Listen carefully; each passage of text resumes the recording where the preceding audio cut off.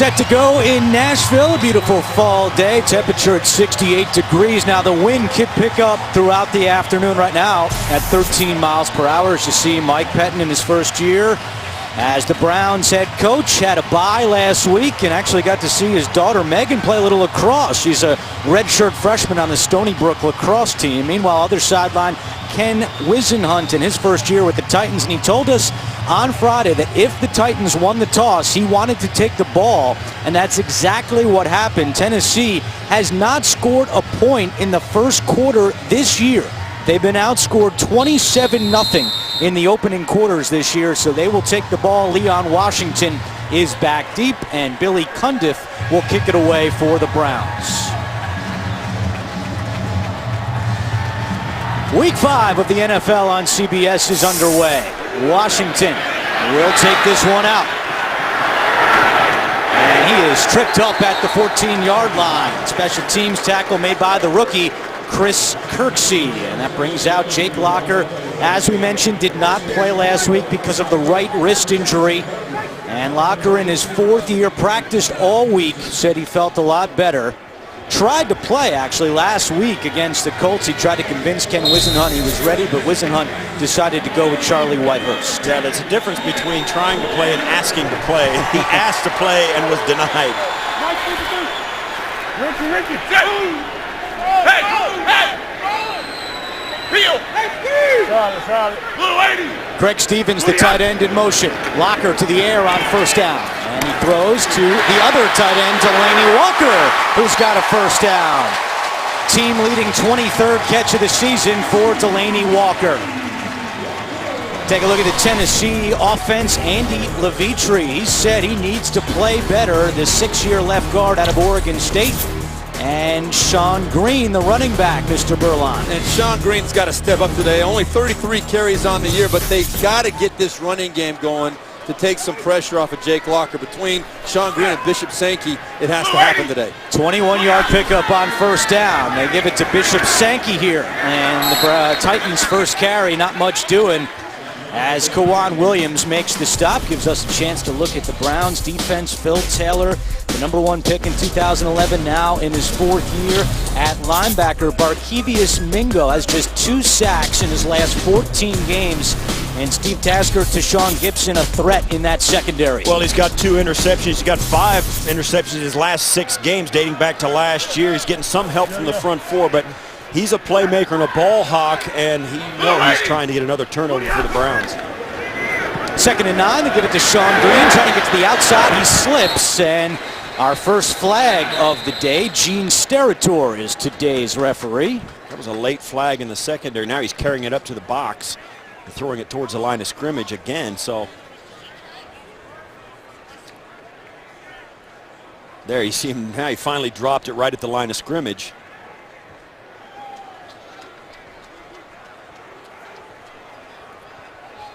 Holding. Offense, number 82. 10-yard penalty. Replay, 2nd down. And that's on Delanie Walker. And that's a big mistake. You know, that was a positive run, 4 yards. And you got right there, you got the edge. Sean Green is going to get outside Delanie Walker. You can't fault him for the effort, but as soon as those hands leave the framework of the body, if they get on the outside of those pads, they're going to throw the flag every time.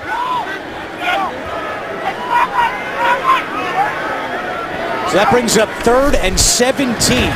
The Titans have not converted a 3rd and 10 or more this entire season, and now on the year in that category, they are 0 for 15. That was now it's 3rd down. Yeah, that was a repeat 2nd down after the holding penalty, and you're not going to run that draw play on a 3rd and 17, but now they do face that. You might, though, if you're worried about your quarterback in this situation. You might throw a safe pass, a screen pass, or run a draw play just because you don't want something bad to happen early in the ball game. So now it's 3rd and 17. Locker out of the shotgun, and there's some movement on the line. And that's a false start. 3rd and 23. Offense, number 70. 5-yard penalty.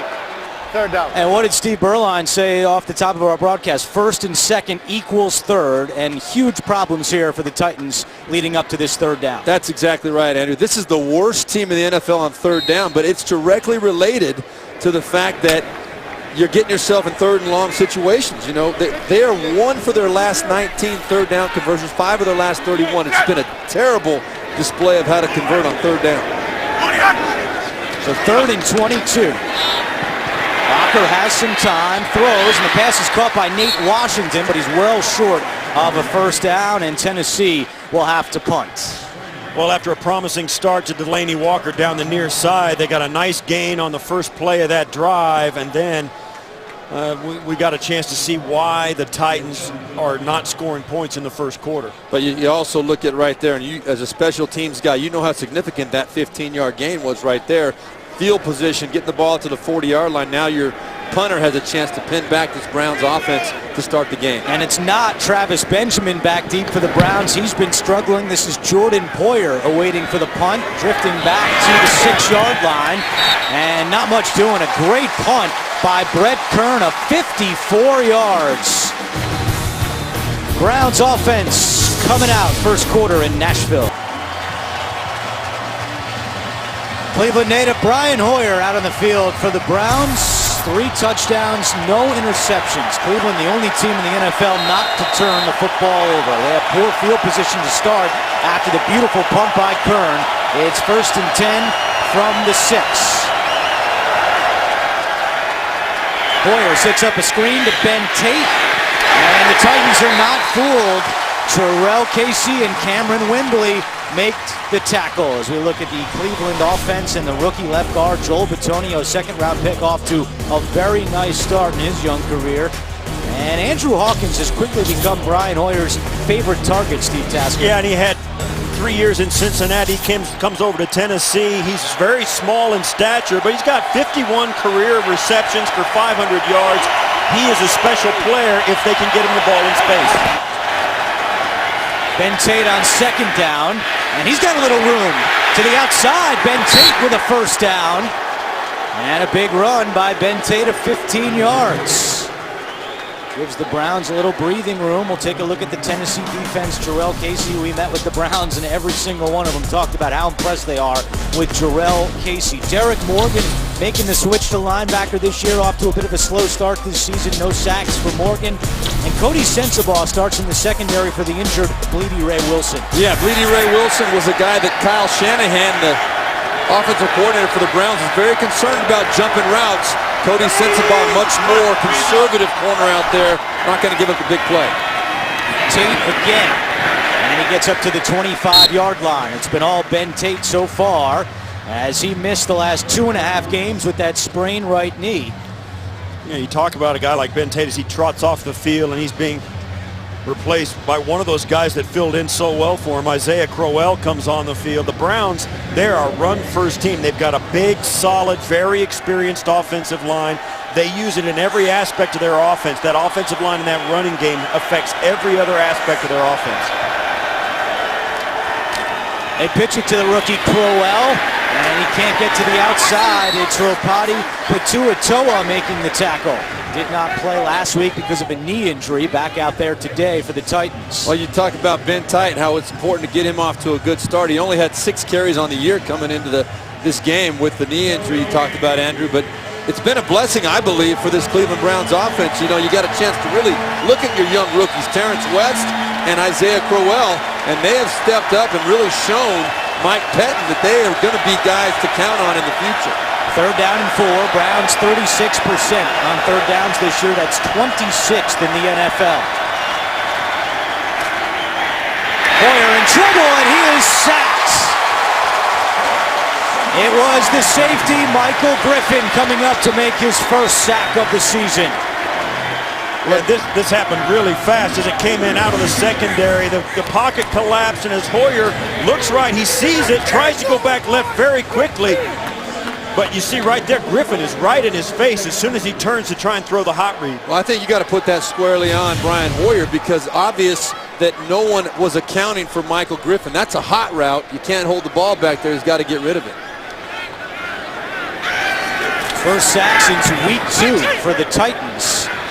As Spencer Lanning punts this one away, and it's McCluster who's back deep, spins away from one, and then tripped up at the 42-yard line, a punt of 44 yards. Jake Locker and the Titans coming back out for Tennessee. Back in Nashville, 8:37 to go first quarter between the Browns and the Titans. Good field position for Tennessee to start this drive. Locker quickly to McCluster, runs into his own man and then spun down by Phil Taylor. I think it's very important for Ken Whisenhunt to establish Dexter McCluster as a part of this offense. He's such a unique personality, such a unique ability guy. You got to find creative ways to get him the ball. I've had a chance to watch him since he played for Ole Miss, and the guy, when you find creative ways to get him the ball in space, there's nobody harder to bring down. Yeah, and there's a lot of similarities between these two teams. Dexter McCluster is the Cleveland Browns' Andrew Hawkins. Both these teams have that guy. I think both are struggling to find a way to use him in their offense. Play action. Locker has some room to run on the right. Pump fakes, cuts it back inside, still going, and that is what Jake Locker brings to the table as he spikes the football to the ground. Billy Wynn makes the tackle. There's an injured member of the Titans down on the field, Taylor Lewan. This is one of the things we spoke to Cleveland Browns about it, particularly Paul Kruger said the thing about Locker, when he pulls it down and runs, he's not looking to throw it, he's looking to run. And Locker on that play showed exactly that. When he decided to break contain, he did keep some of it, his eyes a little bit down the field, but really he wanted to tuck that football and get the first down. This is the first-round pick, Taylor Lewan, the 11th overall selection in the draft, who's down on the ground. We'll take a break, come back to Tennessee in a moment. Under his own power, smiling on the sideline, so that's a good sign for the Titans, who have a first down at the Cleveland 48-yard line. Kendall Wright, nowhere to go, gets away from Armonte Bryant, but then Bryant comes back to make the tackle as we go back to that injury by Lewan, and take a look. This is Lewan right here. You're going to see he catches a very uncomfortable helmet right in the belly right there. And folks, if you haven't had a helmet stuck in your ribs or in your belly, you don't know how painful that. You really think you're going to die because you can't breathe for about 45 seconds. That's what happened. He literally was chuckling on the sidelines. Guys were making fun of him. Now he's back in the game. 2nd and 9. And we're going to go back to New York with an update. JB and Boomer. An Eagles habit, Boomer. You know, JB, Steve Tasker loves stuff like this. Here comes James Casey. He's going to block the punt of Johnny Hecker, and it's going to be picked up by Chris Maragos, who's trying to become Steve Tasker-like these days. 10-yard touchdown return for the Eagles. They lead 7-0. 2 weeks in a row, that's how they start. Tasker was fearless at that. Andrew, Steve, and Steve. There's only one Steve Tasker. That guy should set his sights higher. All right, 3rd down and 9 for Tennessee. 6:14 to go first quarter. Pressure coming, Locker in trouble, gets away, keeps the play alive, throws it down the field, and it's incomplete, but a flag comes in. Joe Hayden on the coverage. Browns are trying to say that it was an uncatchable pass. Yeah, this is going to be interference. Defense, number 23. Spot foul, automatic. First down. And you got to go back to Locker, keeping that play alive. Well, Steve, you mentioned earlier that when he runs, he usually thinks about running down the field. That's what you're afraid of with his feet. But this time he looks up the field, tries to make a play. You can see top of your screen, Joe Hayden, the toughest thing in the world for a cornerback to do. Man-to-man defense, quarterback breaks the pocket. That receiver can go anywhere. Your natural reaction is to try and grab him and figure out where he's going. It's a 29-yard penalty as the Titans go into the red zone, 1st and 10 from the 18. Locker fires left to Washington, his 2nd catch of the day, and he's spun out of bounds at the 12-yard line. Nate Washington only had 2 catches in the last 3 games, but he already has 2 in this first quarter. Yeah, you talk, Cleveland is a team that loves to run a lot of man coverage. You get Nate Washington matched up out there. Sooner or later, somebody's going to get some separation. Particularly, we asked Mike Pettin about this yesterday. You know, if he's a little bit gun-shy about playing man-to-man coverage, given the new rules and the new level of points of emphasis. He said, no way, you just got to use your defensive schemes the way you can, get him in that first 5 yards and take the advantage. Jake Locker started 5 for 5 for 44 yards. Sean Green trying to get to the outside, and he's going to be stopped short of a first down. And despite the fact that this Cleveland Browns team has given up over 20 points in each of their games this year, and going back 7 games this year to last year, they do pretty darn well in the red zone. They're the 7th ranked defense in the red zone, so they're kind of a bend-don't-break team. They're giving up an awful lot of yards, but they're keeping teams to field goals as opposed to touchdowns. Inside 5 to go in the first quarter. Again, the Titans have not scored in the first quarter this entire year. It's a 3rd and 3. Locker to the right, pass is caught by Kendall Wright, slips a tackle and takes it in. Touchdown, Tennessee.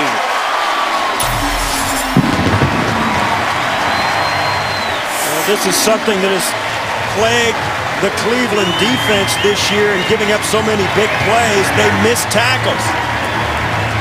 Joe Hayden on the outside gets in space, and they've got a defender here to make the play. That's not Joe Hayden, that's Williams. And you just don't make the tackle. Now, granted, there's a lot of space for Wright to work right there, but your defenders have got to make those tackles in space. If you can't tackle, you can't play. And the most important thing there, Williams coming from the inside, has got to force that receiver outside. You can't get beat back inside. That's giving up a big play. Yeah, it's bad technique. First time this season the Titans have scored points in the first quarter. Extra point is good by Ryan Succop. That pass interference penalty was huge as Kendall Wright has his 2nd touchdown of the season. Tennessee jumps out to a 7-0 lead thanks to the touchdown catch from Kendall Wright. First point scored in the first quarter this season by the Titans. Joe Hayden's been under a lot of fire in Cleveland. We spoke to him yesterday and to Mike Pettine about Hayden, and they both said other than 4 plays this year, they say he's playing great. That penalty really costly for the Browns on that last drive as Marlon Moore takes this one out across the 30 and to the 33-yard line. Browns offense with Brian Hoyer coming back out in a moment. Today with NFL Now, watch a free preview of the ultimate video highlights experience on your phone, tablet, or desktop. Don't miss a big play from your fantasy team or favorite players. Start watching free today at NFL.com/now. 4:38 to go, first quarter. Let's see if the Browns can answer after that touchdown from Locker to Kendall Wright. 1st and 10 for Cleveland. Ben Tate gets away from 1 and up to the 33-yard line. Yeah, we talked about Jurrell Casey working against the double team there. You see him try and spin out of the block there by Bitonio. Jurrell Casey is the one guy this Cleveland offensive line is focusing on. He had 10.5 sacks last season, and for a defensive tackle, that's a big number. And he draws a lot of double teams. That's just the nature of the beast with him. Play action. Hoyer was looking deep, hit as he throws into double coverage, and it's incomplete. Hoyer took a shot, and that was nearly picked off. It was Patoa Tua who applied the pressure and hit Brian Hoyer. Well, this is what Kyle Shanahan wants to do. You get that running game going, the hard play action, and you want to take a shot at the field. But Brian Hoyer has got to make better decisions. He had plenty of time back there. Protection was good. Look at that. That is double coverage. All of these pass routes, you see Jurrell Casey and Patoa Tua coming in there. But all these plays that Kyle Shanahan draws up, they got a big play down the field, but if it's not there, you got to get to your 2nd or 3rd guy. So that sets up 3rd down and 5 for Cleveland. Inside 4 minutes to go. 2 on the play clock. Just get it off. Hoyer over the middle, and that is caught, but short of a 1st down by Travis Benjamin. Cody Sensabaugh wraps him up, and that will bring up 4th down. Yeah, you kind of would think about maybe going for it, but not the way the Brown defense has played in the first month of the season. I think it's in Mike Pettine's heart that he would love to go for it on 4th down, but when you've just given up a touchdown and a good drive, you're not going to do it, particularly at this point on your own 38-yard line. Exactly. I think if they were up near the 50-yard line, maybe you got an argument. On the other side of the 50, for sure, you could think about it. Even though they've got a really solid run game, they come out and they maybe had a little trick play on that they called off right there, but 4th and less than 1, a lot of head coaches would love to go for it. McCluster back deep, awaiting the punt from Lanning. At the 15. And McCluster is wrapped up at the 20-yard line. With 3 minutes to go in the first quarter, Tennessee up 7-0 on Cleveland. Titans have 70 yards in the first half, and Jake Locker is responsible for 67 of those yards. 6 for 6 through the air and 12 yards rushing on the ground. So important for him to get off to a good start. That touchdown to get the first quarter monkey off their backs, but this is a team that's lost six of 7 games at home. Kendall Wright with some room to run. Still going at the 40. Right across midfield and finally brought down at the 42-yard line. A 38-yard pickup for Kendall Wright. Well, really like the play call coming out here. First down, you got some momentum. Pull Kendall Wright on that reverse, and what a great cutback right there. Breaking tackles against Steve Tasker. You talk about the missed tackles. That's a big play to start the drive here for the Tennessee Titans. And he does the Johnny Manziel little finger grab. All right, we'll keep an eye on that. First carry of the season for Kendall Wright. Now McCluster on first down. He gets to the 35-yard line before Mingo makes the tackle. So there's been an impressive start for Tennessee in this first quarter offensively. Yeah, that play by Wright was really huge. He came by with velocity, the quarterback. They had a nice exchange from Locker and Wright. That play was outside to the edge before Armonte Bryant knew they were even running wide. They got there so fast to the edge, the defense had no shot. One missed tackle later, and they're all the way the other end of the field. And it's another big play against that Browns defense for a lot of different reasons, but it's just been too often this year for him. Sean Green up the middle, and he's got the first down. And Mike Pettin said the focus of the bye week was to fix that run defense. When we met with them yesterday, there wasn't really one concrete thing they said was going wrong, just mistakes, but they continue to get gashed here in the first quarter on the ground. And as you see the stat right there at the bottom, most in the NFL runs of 20 yards or more, and that's just not a stat you want to lead the NFL in. For most offenses, 20-yard runs hardly ever happen, and yet everybody's been able to get it done against this Brown defense. It's been a real surprise for everybody. Sankey on 1st and 10. And again, another big pickup on the ground. It goes for 11 yards and another Tennessee first down.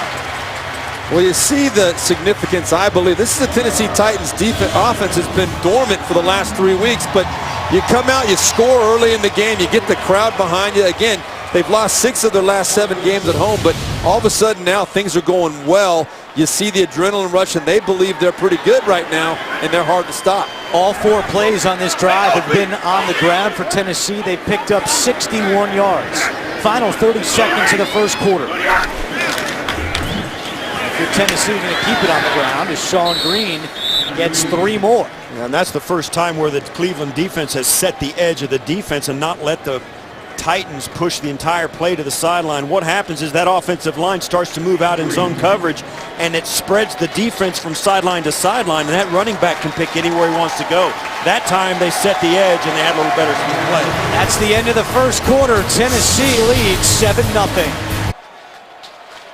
First time since week 1 that Tennessee has had a lead, and they are picking up close to 8 yards per play so far as we start the second quarter. 2nd down and 7.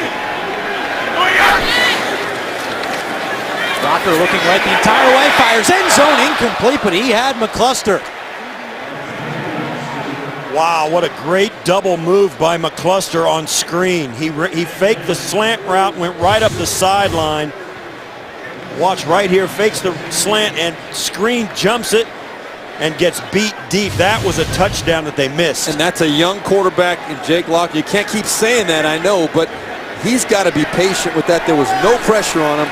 Dexter McCluster ran a great route. You've got to make that throw when the opportunity's there. So now it's 3rd down and 7.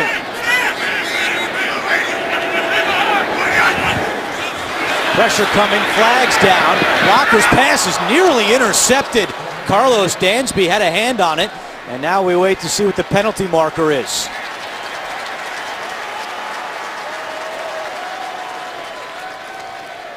Offside. Defense, number 99. 5-yard penalty. Replay, 3rd down. Another big penalty against the Browns on a 3rd down. Remember, Hayden the pass interference in the first quarter, and this one goes against Paul Kruger. That's a huge penalty right there. I mean, number 1, that should have been picked off and going the other way. It could have been a pick 6 on the outside. They're lucky it didn't turn out that way, but to have a penalty on a 3rd down stop is really inexcusable. So 3rd and 7 becomes 3rd and 2. Nate Washington in motion.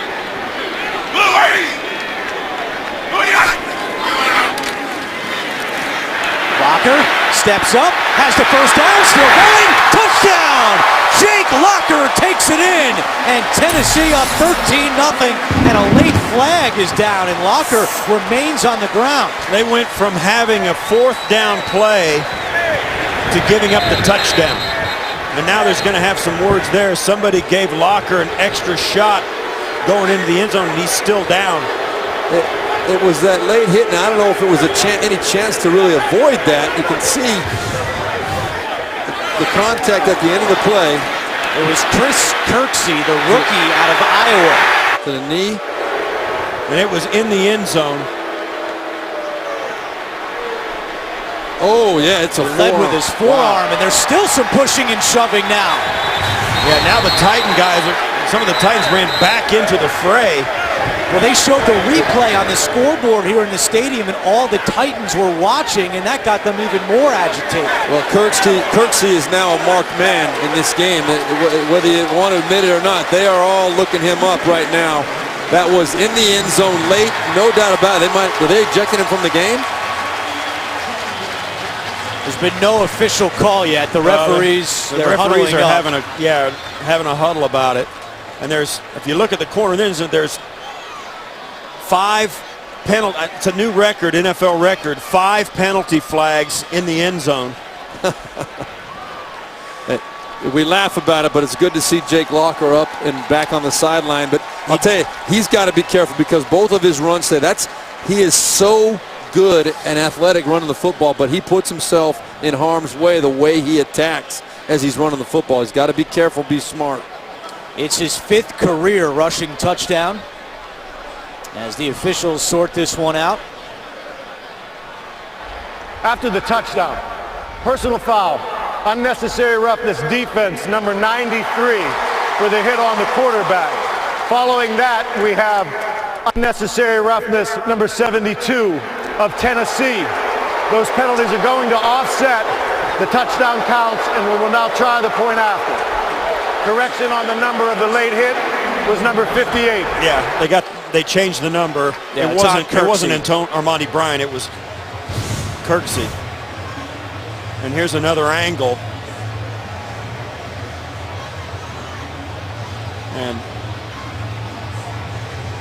here's the good look. You're going to see that right forearm just come right across that chin, man. And now Michael Orr is the one on the Titans who was called for the penalty. Michael Orr was clear to the sideline. They saw the big screen replay of the hit, and then the Titans realized what happened, and they did not like it. Michael Orr, most notably. But offsetting penalties. And now here is Ryan Succop for the extra point to try to make it 14-0. That drive for Tennessee, 7 plays, 6 runs, and they move right down the field. 75 yards rushing on that drive for Tennessee, and more pushing and shoving, and another flag comes in. Their tempers continue to flare here in Nashville.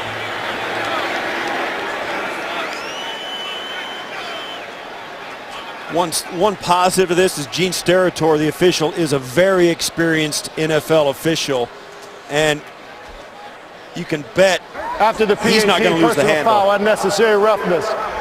Offense, number 77. 15-yard penalty will be assessed on the kickoff. That's on the rookie, Taylor Lewan. And after all that, it was all really started by the Kirksey hit. It's the Browns who will benefit because 2 penalties went against Tennessee. And that's a bad job by the Titans, let's be honest. I mean, Chris Kirksey lays the forearm. You're thinking maybe they'll get a better spot here for the kickoff, and instead it's the Browns who will benefit. Well, one of the marks of a good football team, a championship caliber football team, and a coach that's got the message across to his team is to keep your poise, keep your composure. Even though the emotions run high, even though you really want to go out there and retaliate for something that was obviously unacceptable by the opponent, you've got to keep your cool and understand you're going to get another shot at him at some point. Yeah, the best revenge is playing better than the other guy, not taking a shot at him after the play or between plays or talking to him. The best revenge for a hit like that is to score and score and score and score. Right. And Ken Whisenhunt just chewed out Taylor Lewan. He's pointing to the field to see where the returner Marlon Moore is standing as the ball comes off the tee. And that's what Ken Whisenhunt is trying to do right now. He's trying to make a statement to his young offensive linemen and the rest of the team that, listen, if we want to get to where we want to get, which is the playoffs first and foremost, everybody's got to buy in. We've got to keep our composure, keep our poise. We can't have those momentary lapses in judgment.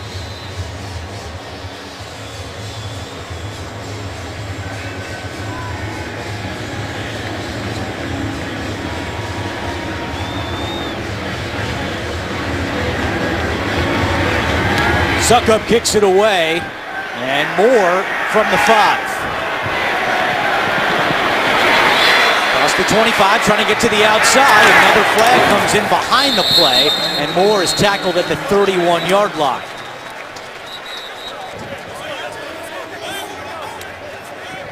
This was thrown by Sterator, the white hat, and then he's got another conference.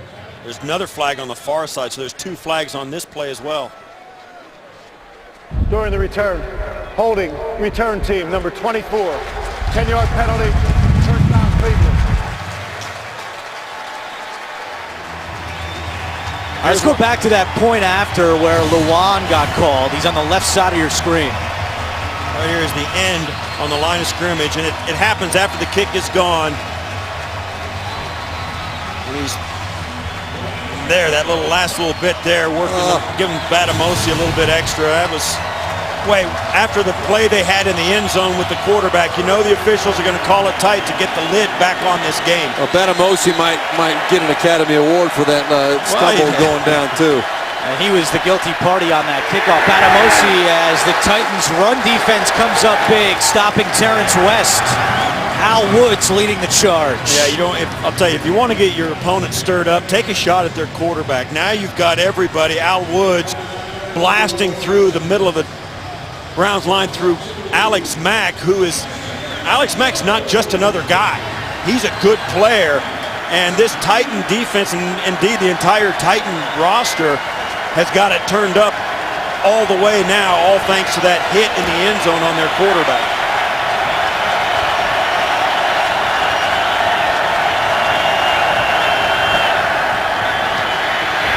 Hoyer over the middle, caught by Jordan Cameron for a first down.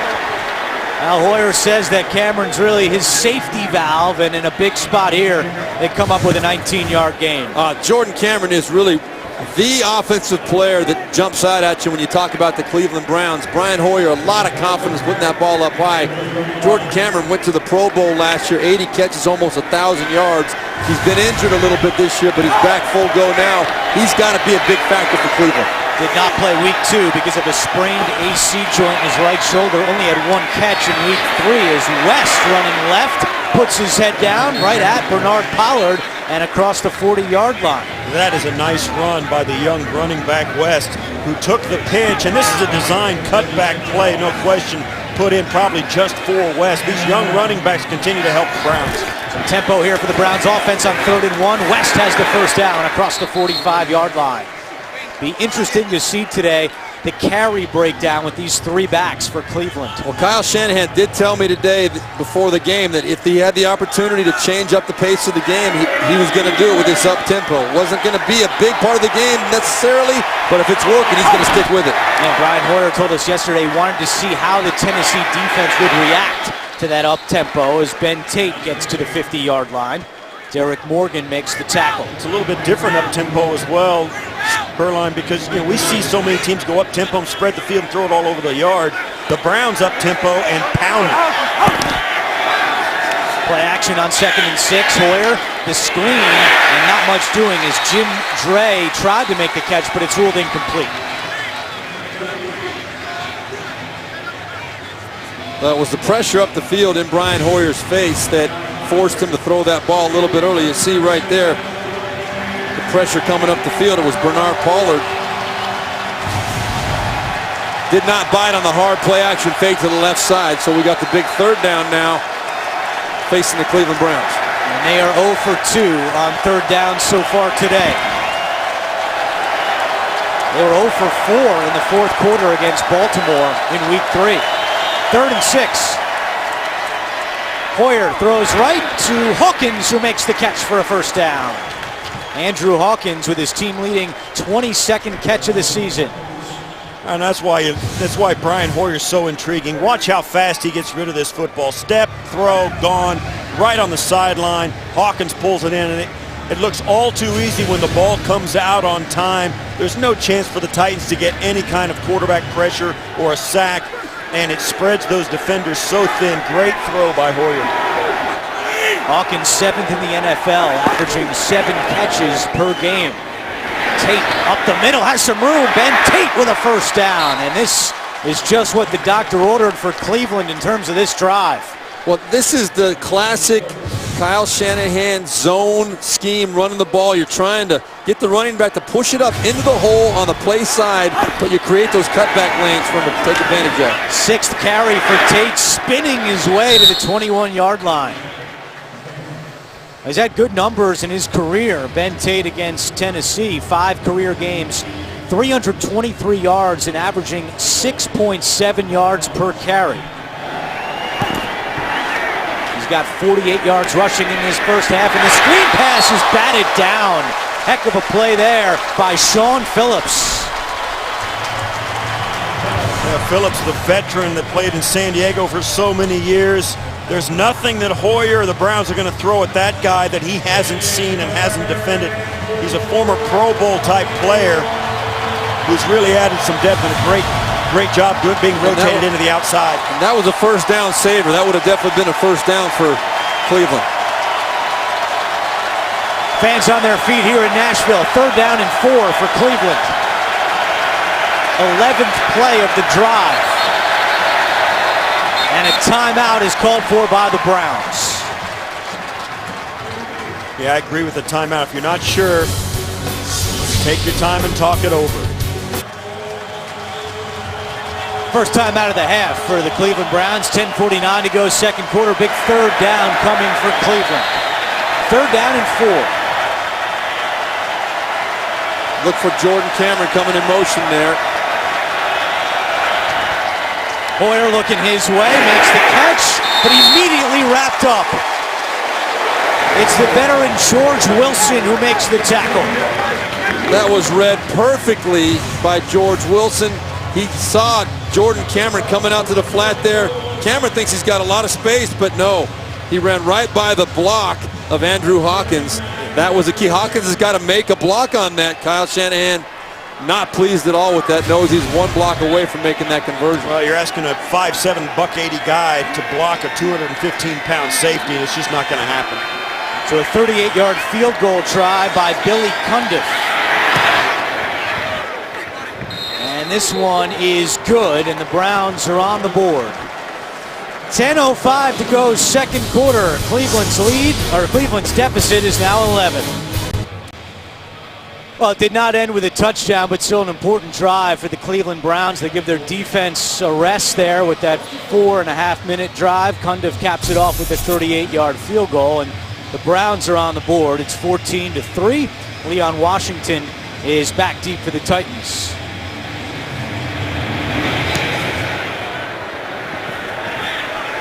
And that one goes through the end zone for a touchback. That'll bring Jake Locker back out. And already been an interesting day for Locker. This was the touchdown run. And he's a guy that's going to throw his body around. He has had injury issues. These doctors now in the NFL very, very in tune with the protocol to go through to make sure that there's no lingering effects from that hit. I guarantee you he will be monitored for the rest of this game, though, too. If he shows any signs of not being 100% with it, he will be taken out of this ball game. Yeah, it could, and it's a delayed reaction. A lot of times on a concussion, you don't show the symptoms until later in the game. Locker's pass to the sideline is reeled in by Justin Hunter. Buster screen on the coverage for Cleveland. Well, that's a good statement by Jake Locker. And number one, a great opportunity, confidence by Ken Whisenhunt to come out after a hit like that and let him throw the football right away. Nice throw on time. A good positive first down play for Jake Locker and his troops.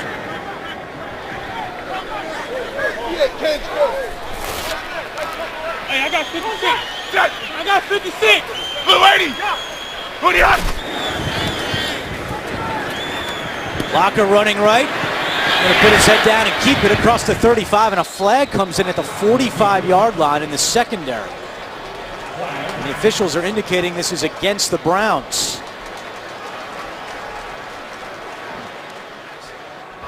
Holding. Defense. Number 22. 5-yard penalty added to the end of the run.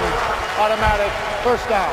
I think one of the things that happens to these DBs, when they see that quarterback break contain and start to run, they start throwing those receivers off them so they don't get blocked. And if the quarterback's still behind the line of scrimmage, or if the official sees it the other way, you know, they still get called for holding, even if it turns into a quarterback run.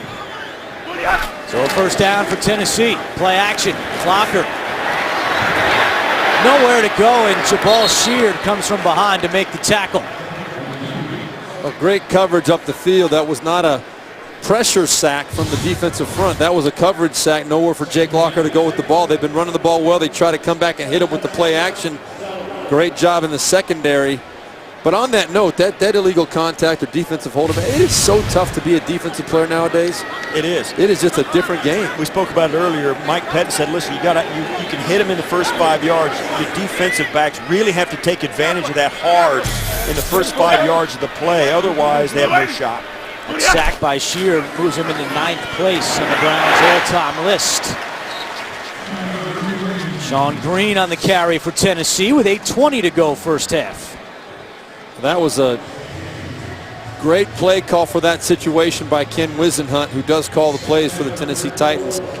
Cleveland had a well-designed blitz coming off the edge with Barkevious Mingo, and had that been a pass play, there was nobody to account for Barkevious Mingo. Instead, they run it up inside and gas him for a nice game. Mike Pettin's defense looking for the hold here on third down. It's 3rd and 4 for the Titans. There goes McCluster to the top of your screen. 5 on the play clock. Locker has time. Now he wants to run, and he has the first down. Ball came out late at the end, but they are saying that he was down, and it's a first down for Tennessee. And once again, Jake Locker making the play with his legs. And you see, that's a good move. Dodges the big hit, dives forward, and yeah, the ball comes out after he hits the ground. It's a good down by contact call by the officials. But Jake Locker, while this has been effective and it has really helped the Titans today, you just think sooner or later it's going to catch up to him. Well, yeah, these guys are too good. They can tackle running backs in the open field. He's going to take a shot at some point. That's part of his game, though. Tennessee calls timeout. It's first of this first half with 7:03 to go in the second quarter.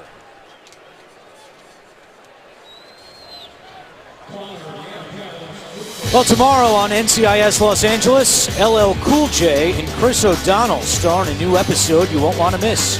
NCIS Los Angeles on its new night and time tomorrow at 10/9 Central, only CBS. With the Steves, Berline and Tasker, and Mike Carey back in our New York studio, I'm Andrew Catalan. We thank you for joining us for Week 5 of the NFL on CBS. Steve Berline, 17 years in the NFL. Pro Bowl in '99. A thing or two that Tasker knows about. 7-time Pro Bowler for the Buffalo Bills. 17 years is a long time, bro. Yeah, it is. Golly, it is.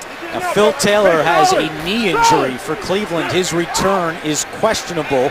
We'll keep an eye on that. Sean Green cuts it back inside. Still going. And the Titans continue to get the job done on the ground. Dansby and Mingo make the tackle. Well, you hear coaches talk about it all the time. You got to run the ball, you got to stop the run. Well, this is why. Because the Tennessee Titans coming into this game, they were the 17th ranked rushing team in the NFL, right in the middle of the pack.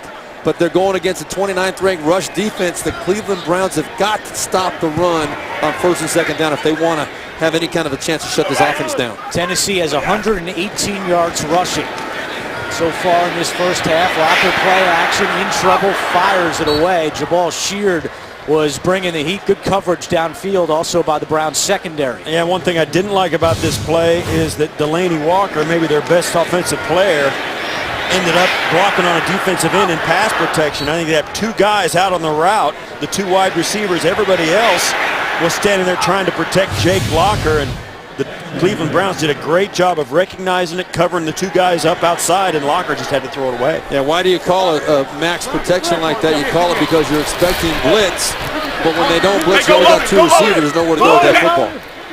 Blue 80. Blue 80. Locker's pass is dropped. Low throw, and Justin Hunter could not bring it in. That brings up third down. Well, Jake Locker is a 57% career passer. This year down around 55%. He's got to get that up into the 60s. This is an opportunity right here. Look, the ball's down low. Is that ball a ball that should have been caught? Sure, it should be caught. But when you talk about the great quarterbacks, the most accurate ones, they get the ball to the receiver in the right position where they can catch it, turn it upfield, make some extra yards. He should have made a better throw there. Third down and 10 for the Titans.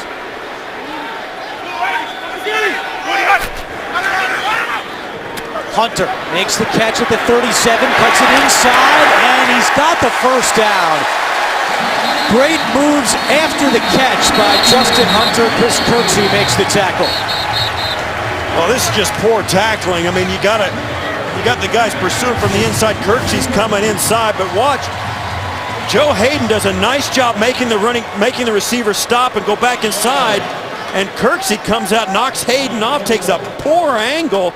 Joe Hayden does exactly the right thing, and he gets the inside pursuit. Just isn't there. Joe Hayden's job is to do what he did, force him back inside and get some help. Right there, look at the first down converted on 3rd and 10 plus. First time this year, 3rd and 10 or more, that the Titans have converted. John Green on first down, and Sheard makes the tackle. It's those poor kind of things in the secondary and the pursuit that over pursues and allows the cutbacks. It's missed tackles, things like that. And this Brown defense, all of a sudden, it looks like they can't play. And in fact, you got some guys doing the right thing, but if it was just a guy taking the proper angle, making the tackle at the point where they've got the guy hemmed in, this defense is transformed. But right now they look like they can't find themselves. That should have been a 2-yard gain. That's right. The Titans are averaging 7 yards per carry in this first half. They swing it to McCluster, running right, and he is tackled at the 20-yard line. Good containment that time by the Browns defense. Carlos Dansby split the two big guards that were coming out there to get in front of that play. The two big offensive linemen. Carlos Dansby knifed right between them and forced McCluster to stop and wait for him to pass, and that blew the play up. That was a great job by Dansby. Well, Tennessee here now, they are 4 of 5 on 3rd down today. Worst in the league coming into it, but they're converting because they're keeping the situations manageable. Here, 3rd and 6.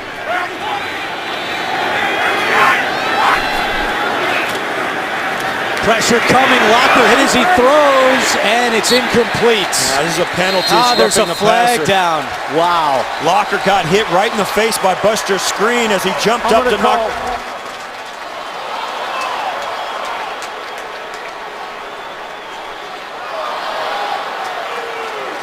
There's the call from Locker Gene's got territory. Right he did in the face as he let that play There go. are 2 fouls. Holding. Defense number 23. That penalty is declined.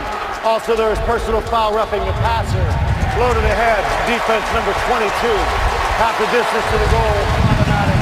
First down. So another penalty on Joe Hayden, but it's Buster Screen who gets called for hitting the quarterback, and it's another killer penalty on 3rd down as you take another look. Got hit in the face, and Charlie Whitehurst is warming up on the sideline right now. Yeah, Locker has to come off the field, and Charlie Whitehurst is headed on the field. It looks like, yeah, maybe he got hit in the face and got it. Who knows what it would be? Or it might be his. Boy. Oh yeah. Well, remember, it was the right wrist that kept him out last week against Indianapolis. That is not good for Jake Locker if it's that right hand again.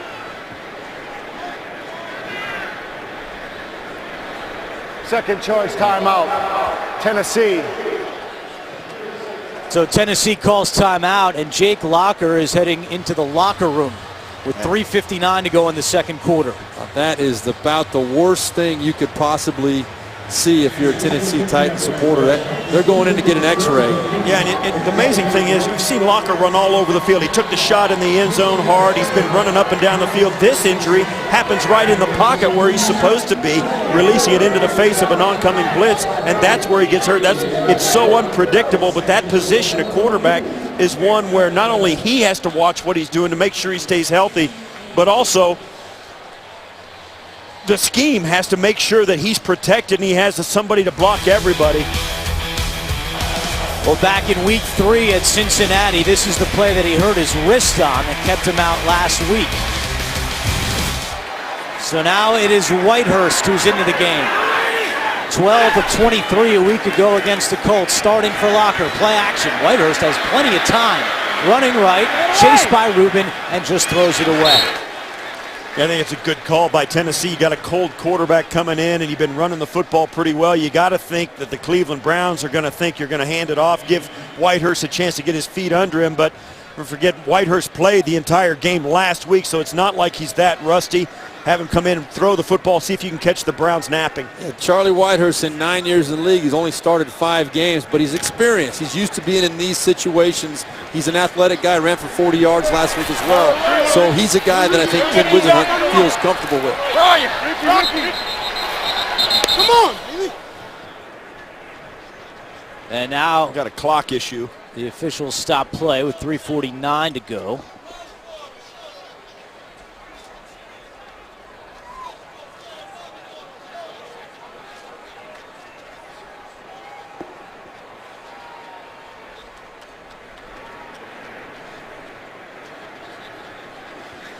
Well, we're not going to get an explanation for that, but here we go.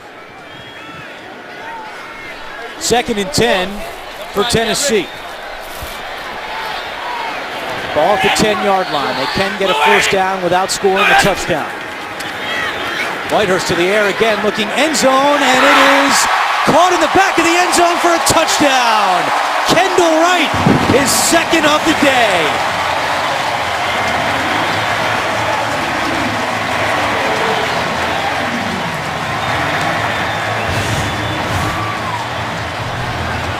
What a great throw by Whitehurst right into the corner.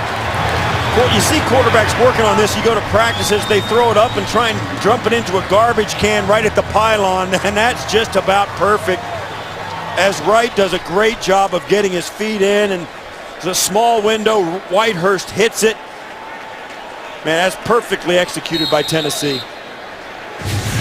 First 2-touchdown game of Kendall Wright's career. And how about Charlie Whitehurst?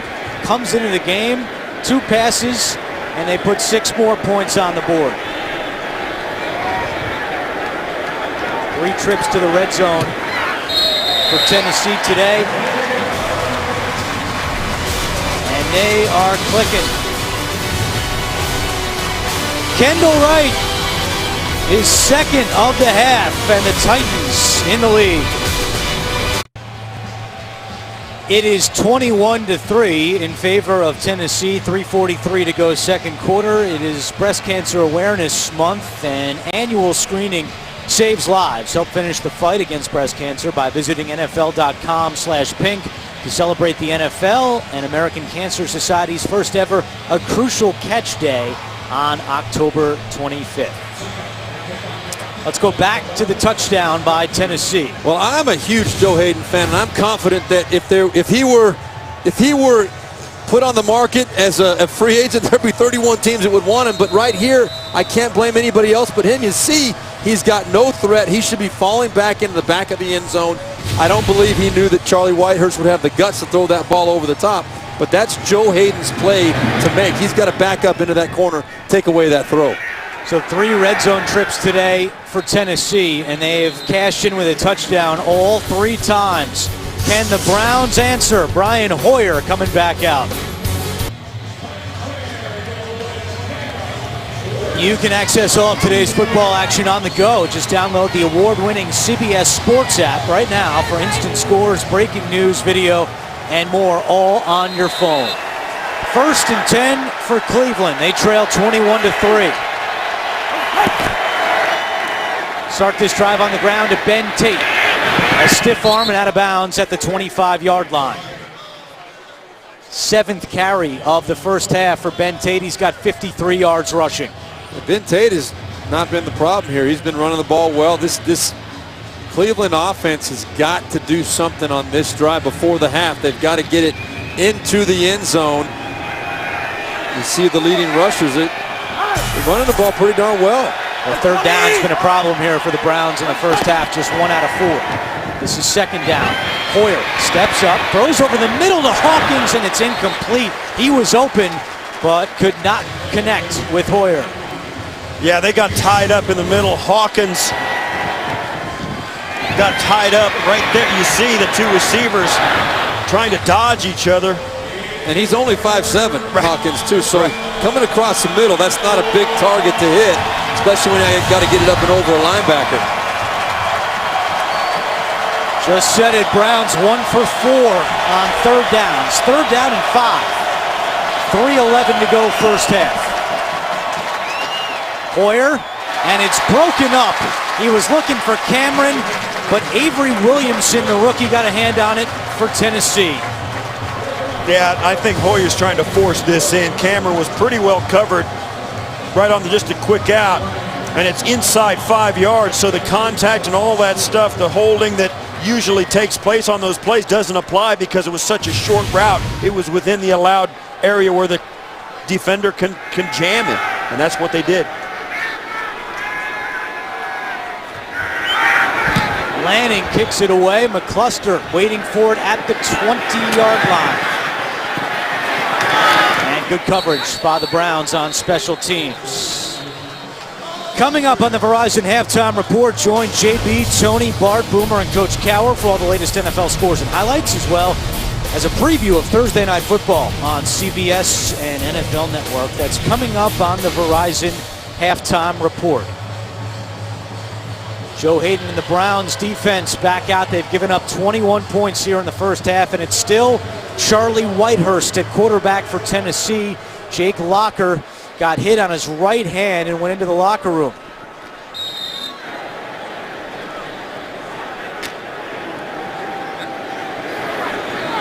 And we're being told that Locker's return is now questionable with a right hand injury. So right now it's Whitehurst for the Titans. Whitehurst wants to throw again. Looking deep, has a man. It's caught by Hunter. Off to the races. Hunter at the 10, 5, touchdown. 75 yards.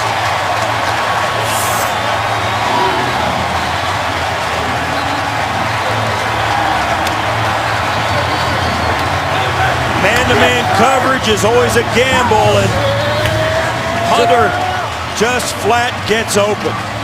Play action is just schoolyard. Just, hey, you go out there, take off. I'm going to hit you down the sideline. A great call by Ken Wisenhunt. They got the right coverage, but terrible coverage by Buster Screen.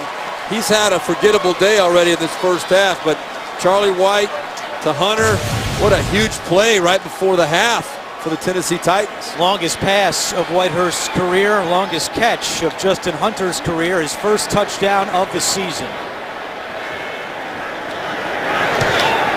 First time in Charlie Whitehurst's career he's thrown 2 touchdowns in a game. And Tennessee has a 28-3 lead. Scored more points in this second quarter than they did in the previous 6 quarters combined. And they already have 285 yards of offense against Mike Pettine's defense. Well, I'll tell you, not that this is all Brian Hoyer's fault, but if this Cleveland Browns offense does not get going. Well, now they've got to cover for that defense that's playing so poorly. Yeah, but is it, I mean, listen, I'm not suggesting anything here at all, but I'm saying this might be the opportunity that Mike Pettine is looking for in the second half. If if there's any life out of Cleveland on this drive, they get some points on the board, I think you got to come out in the second half with Hoyer, because Hoyer has shown he can bring the team back. This game is not over. You can play Johnny Manziel if Johnny Manziel can play cornerback. Yeah, well, that's right. But it's not Brian Hoyer. Now, there's no question that the Browns have got to do a better job on third down to stay on the field offensively, and that is Hoyer. I'm just saying it'll come into the conversation if they don't get some on this drive. Because listen, it's a mess right now. They are playing so poorly defensively against a Titan team that couldn't score points, and against a Titan defense that couldn't stop anybody. Right, giving up 30 points in 3 straight games, 30 or more points. Travis Benjamin from the goal line, trying to provide a spark for the Browns. And he gets to the 25-yard line. Late flag on the field, right in front of the Browns bench. It's going to put him inside their 20. During the return, holding return team number 24. 10-yard penalty. First down, Cleveland. Second penalty on Batamosi, but how about Charlie Whitehurst off the bench, and he's already got 2 touchdowns. Yeah, 2 of 3, 2 touchdowns, 86 yards. That's got to be the perfect quarterback. I can't do the math that quickly in my head, but 2 really good throws, showing he's ready to play. That's the quality you want to have in your backup quarterback. That 75-yard touchdown was a lightning bolt in this building. Is the most points the Titans have scored in a game this year, and there's still 2:38 to go in the second quarter. Hoyer hit as he throws. Benjamin makes the catch, and they are saying he was in bounds. Cameron Wimbley was the man who hit Hoyer. I'm going to tell you, this is a great throw by Brian Hoyer. That is a hit under pressure, unobstructed lineman in your face. He had this ball up on time and on the money. This is Crowell on the carry, and he gets maybe a yard on the play. Derek Morgan makes the tackle. Cleveland has the 2-minute warning and 2 timeouts the rest of the way. I think they're going to try and get a play off here with 2:10 left, and they're going to try and get a play off before the 2-minute warning and maximize their opportunities to get down the field. Play action on 2nd and 8. Hoyer to the fullback, Agnew. He's got the first down. First catch this season for the rookie Ray Agnew, and we've hit the 2-minute warning. Charlie Whitehurst and the Titans have a 28-3 lead. Off the bye, it's been a brutal first half for Mike Pettin and the Cleveland defense. Right now it's the offense trying to put some points on the board. They trail 28-3, 2 timeouts remaining for the Browns. Hoyer with time throws, and that pass is caught by Miles Austin, and a late flag comes in. And this is going to go against the secondary of the Titans. It'll be declined after that play. Miles Austin with a great Pass catch. interference. Defense number 32. Penalty is declined. The result of the play. First down. Austin working against Harris in the secondary, and Austin caught that ball off the back of his own knee. That was a spectacular catch. I mean, truly, Hoyer did a great job identifying the one-on-one coverage, but that was body control at its finest. Miles Austin, that was an incredible catch. Well, that's what they need right now. The Browns need somebody to step up and pick the entire team up by making a play. A touchdown is enormous right here. A 31-yard gain. 1st and 10 from the 25. They give it to Tate. Versus field, Tate at the 20. And it'll bring up 2nd down. Tackle made by Sensabaugh. Here's that catch by Austin. Well, look at Austin. He sees this, spins around, catches that way down low off his back hip. That's a hard catch. First time today the Browns have entered the red zone. And it's Tate again, and that's good for a Cleveland first down. 1:15 and counting here in the second quarter. Hoyer working the no-huddle offense. He's very good. He's a very prepared quarterback. It's one of the things that everybody points to is his ability to prepare and be ready for these kind of situations. Tate up the middle, has some room. Ben Tate's still going. And he is taken down at the 1. A 13-yard gain for Ben Tate. 1st and goal, Cleveland. Great call by Kyle Shanahan right there to go with the draw play in that situation. The clock running down. obviously caught the Tennessee Titans totally off guard. I think Ben Tate should have found his way in the end zone there. And I think a smart thing they're doing right here is they're letting the clock run, not using their timeout. Just let the clock, maybe theoretically want to score on the final play of the half and kick the extra point.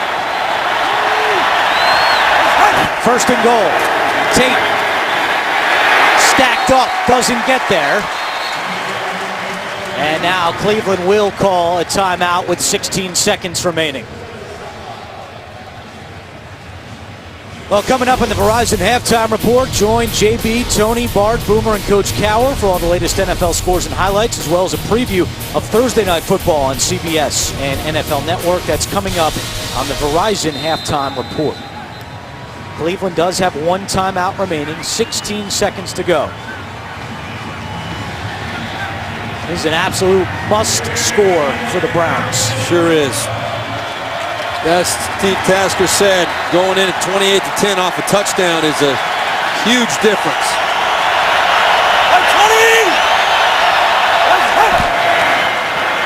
Play action. Hoyer to the end zone, touchdown, Jim Dray. Third career touchdown for the tight end out of Stanford, and that's a clutch drive by Brian Hoyer and the Browns. Great ball handling by Brian Hoyer. The hard play action that Kyle Shanahan is known for.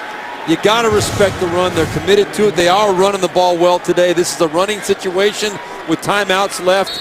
You sold it hard to the Tennessee Titans defense, and it comes up big for the Cleveland Browns.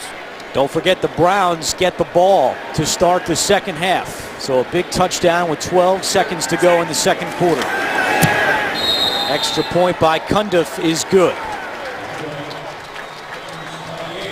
I think it's interesting too, unfortunately or unfortunately, whichever you want to look at it, the Cleveland Browns have been in a similar situation to this week one in Pittsburgh when they were down 24 at the half and hung in there and came back, tied that up ultimately to lose on the last play of that game by a field goal.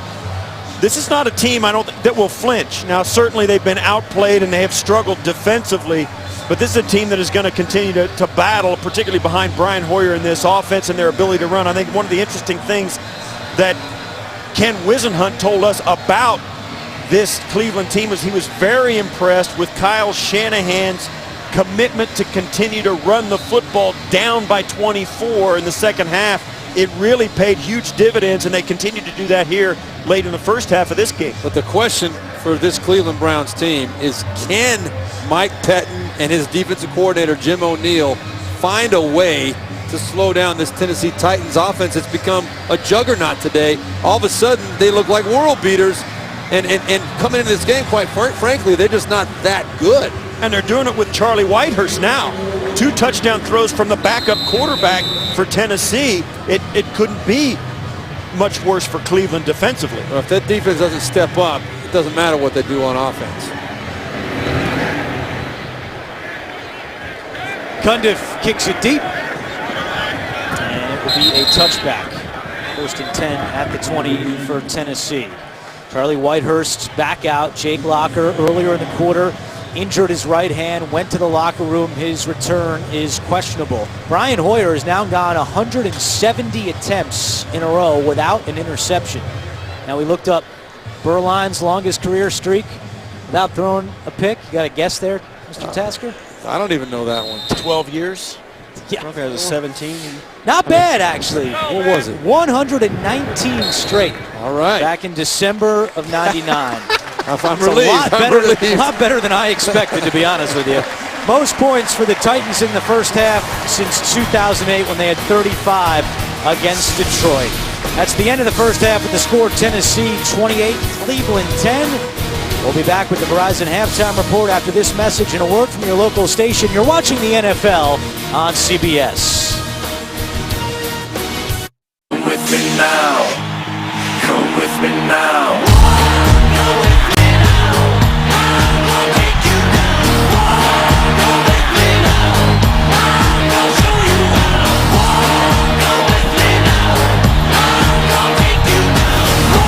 We are through 2 quarters in Nashville, and the Titans have a 28-10 lead on the Browns. Back in the booth with the Steves, Berline and Tasker. I'm Andrew Catalon, and coming into the game, and we talked about this off the top of our broadcast, Cleveland's run defense. Mike Pettin said they worked throughout the bye to try to fix it.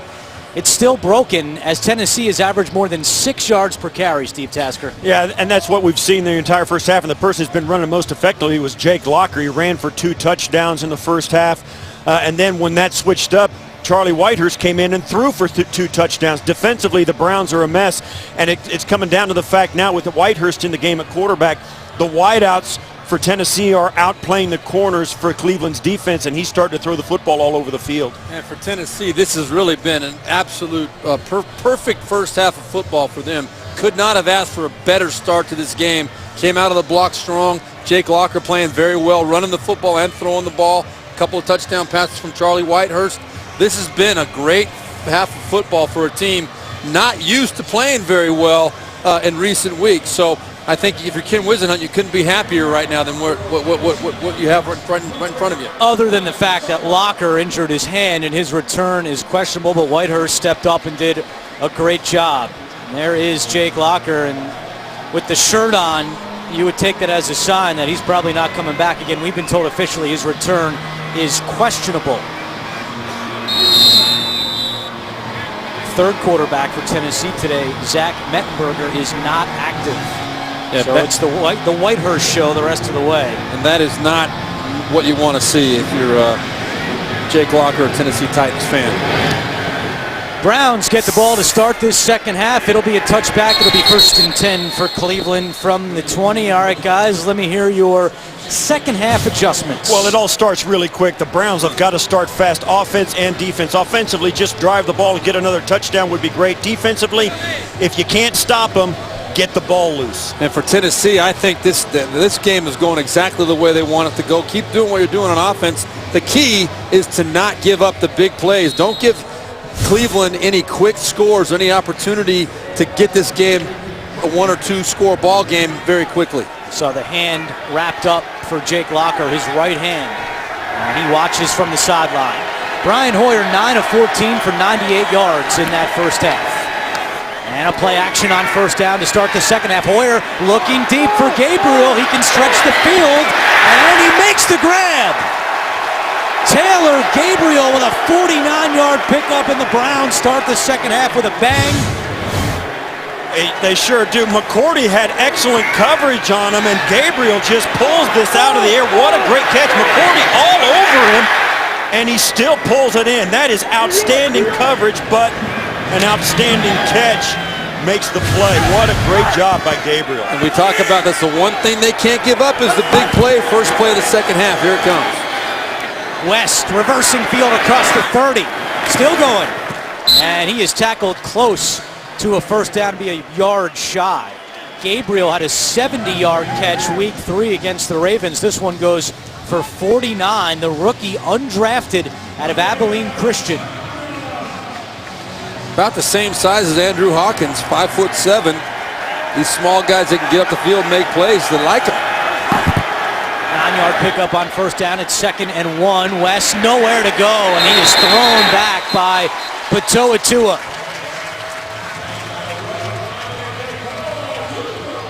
Well, that's what you need if you're the Tennessee Titans right now. You've given up a big play coming out and then a good solid run play on first down by the Cleveland Browns. You got to at some point make a stand and get your intensity back up. You look at the rushers for the Cleveland Browns. Ben Tate carrying the bulk of the load.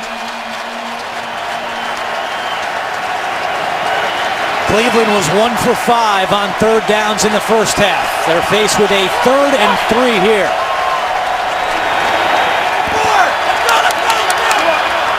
One on the play clock. They just get it off. Hoyer, 3-step drop, throws left, and it's short, incomplete in the direction of Andrew Hawkins. Yeah, that was he threw that a little early. Hawkins ran that route to the corner of the end zone, and Hoyer threw it away from the defender. Hawkins wasn't looking early enough, as you can see there. Harris had him well covered. Hoyer threw that looking for some help from his receiver, and his receiver wasn't looking for the quarterback. You know those situations, Steve Tasker, when for whatever reason the quarterback and the receiver just aren't on the same page. That was not what Brian Hoyer was looking for out of Hawkins, and vice versa. Cundiff's season long is 39. This is from 42, and Cundiff drills it. So the big play to Gabriel, but the drive results in 3 for the Browns.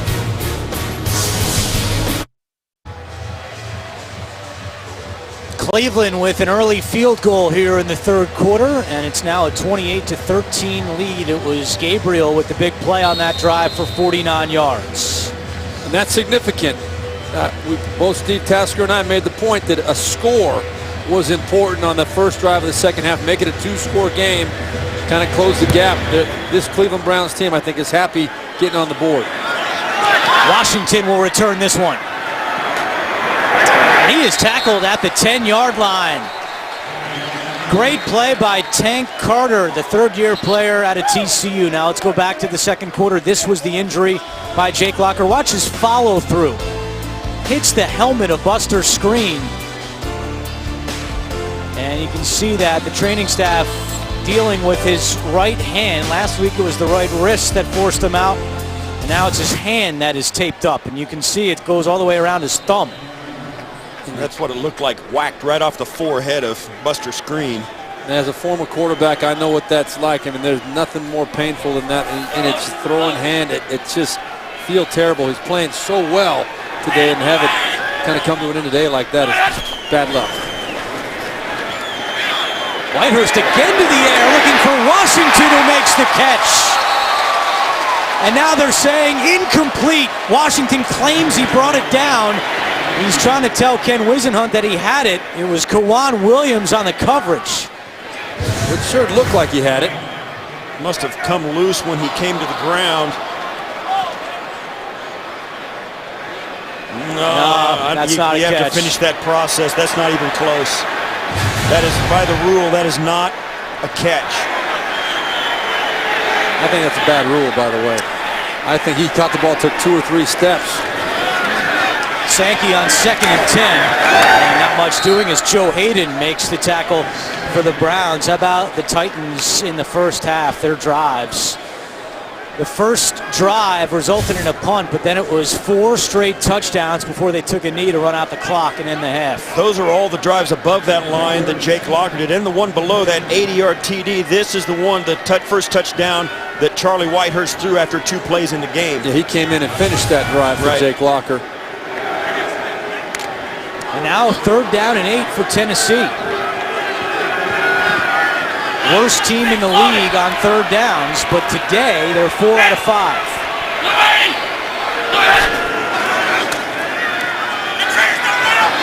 Whitehurst, and that one is caught by Washington for a first down. 19-yard gain for the veteran Nate Washington. Well, that's just too easy. I mean, that was the right play call for the right time. I think Ken Wisenhunt got exactly the coverage he was looking for. Came with 1 extra man. You had one-on-one on the outside, and Washington just absolutely spins the defender around. That was Damian Stafford.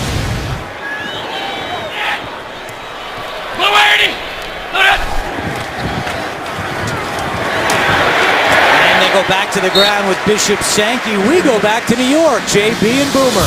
Colts looking to make it 3 straight. Well, this one's for Steve Berline. It's a little Y high. Dwayne Allen delays from his right tight end. Skirt trying to cross, easy touchdown, 13-3, Indy up by 10. Steve done that quite a bit in his career. Andrew, Steve Tasker, Steve Berline.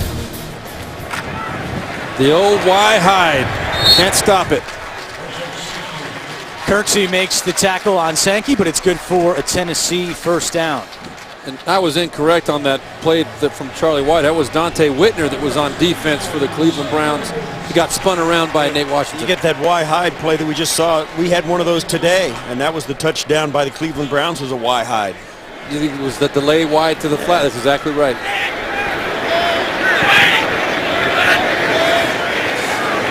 Inside handoff.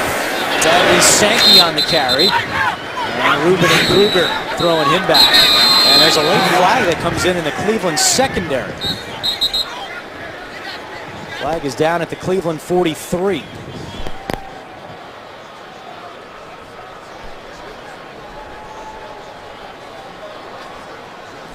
So this is going against Tennessee. After the play, personal foul, unnecessary roughness, late hit, offense number 67. 15-yard penalty, it will now be 2nd down. It's on Andy Levitre, right side of your screen. Levitre to Kirksey, and remember, it was Kirksey that hit Locker in the end zone. That's a cheap shot by Levitre. It was, but that's a payback shot. Levitre is a wily vet, been in the league for 6 years. They have that number marked. And go ahead. They had that conversation in the locker room, at halftime, and not with the coaches. The linemen got together and they said, listen, let's send a message. And that was the message. But you got to be smart, though, too. Yeah, you're right. It is a cheap shot. And Ken Whisenhunt will say, you know what? I like the attitude. I like you sticking up for your quarterback. But at the same time, just do it before the whistle. If you're going to get a shot at him during the course of the game, we're going to get some good, clean, legal shots at him to make our point. Don't hurt the team trying to make a point. Injury update for Cleveland. Phil Taylor will not return with a knee injury. Inside 10 minutes to go, third quarter, 2nd and 23. Whitehurst over the middle, and the pass is caught by his tight end, Chase Kaufman, his first catch of the season. Just the 5th catch of his career. Yeah, we were just talking during the break, Steve Berline and I, about what do you do if you're Ken Whisenhunt? Certainly with a big lead like this and the way your team has been playing, you certainly don't want to start rolling the dice and going for every opportunity, but you also don't want to turn your motor off. And when you start getting penalties on a drive like this, a personal foul penalties, all of a sudden you're 3rd and 13, and it's not looking like a really good half of football ahead of you. Tennessee has to get to the Cleveland 45 for a first down. They go back to the tight end. Kaufman gets away from one, but he is short of a first down. Tackled close to midfield, and a good job by the Browns defense, of course, aided by that penalty against Levitre. Well, without the penalty, that's a first down. Exactly it's that right. simple. That's why we said in the first half, when we thought this situation would come about getting your shots in on these guys, the best way to get revenge is to play well and score points and beat them. Not by sending a message in a physical way, but by playing better and scoring points. Just the 2nd punt today for Brett Kern. It's Poyer back deep for the Browns. Poyer drifting to his right, fields it at the 12. And then he goes out of bounds close to the 20-yard line, and a late hit comes in. Flags down on the field. And that's another dumb penalty on the Tennessee Titans. I mean, there's no excuse for this kind of a play. And that's on the long snapper, Bo Brinkley. And now Ken Whisenhunt in his face. We've seen that a couple of times from Ken Whisenhunt, once on Taylor Lewan and now on Bo Brinkley. Ken Whisenhunt is one of the most confrontational head coaches you'll ever get. He talks to his players eye to eye and pulls no punches. When he's upset with them, they know it. And I think a lot of players respond to that. There are some who don't, but if you don't respond to it, you're not going to be on Ken Whisenhunt's team. We have a personal foul, illegal blindside block, number 48 of the return team. We also have a personal foul, late hit out of bounds, number 53 of the defense. By rule, those penalties will be enforced, and the ball will be placed at the spot of the illegal blindside block. First down, Cleveland. Timeout. Cleveland football when we come back.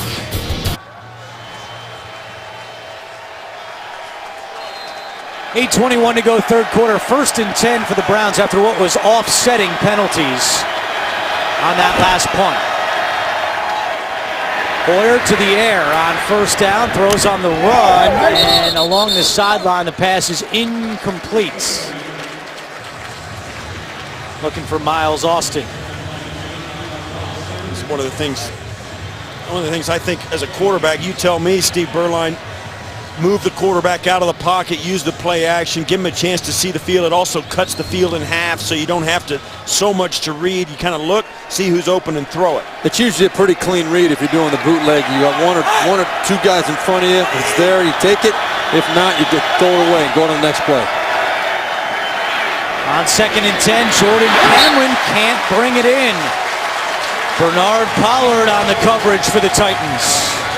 Jordan Cameron's got to make this play. The ball was thrown well. I think he heard footsteps from Bernard Pollard. He was a little bit worried about the hit. That ball popped out. Good job by Pollard popping that ball out of there. Jordan Cameron got that big body. You'd like to think he gets those 2 mitts on the ball. He can hang on to it. Cleveland 1 for 6 on third downs. It's 3rd and 10.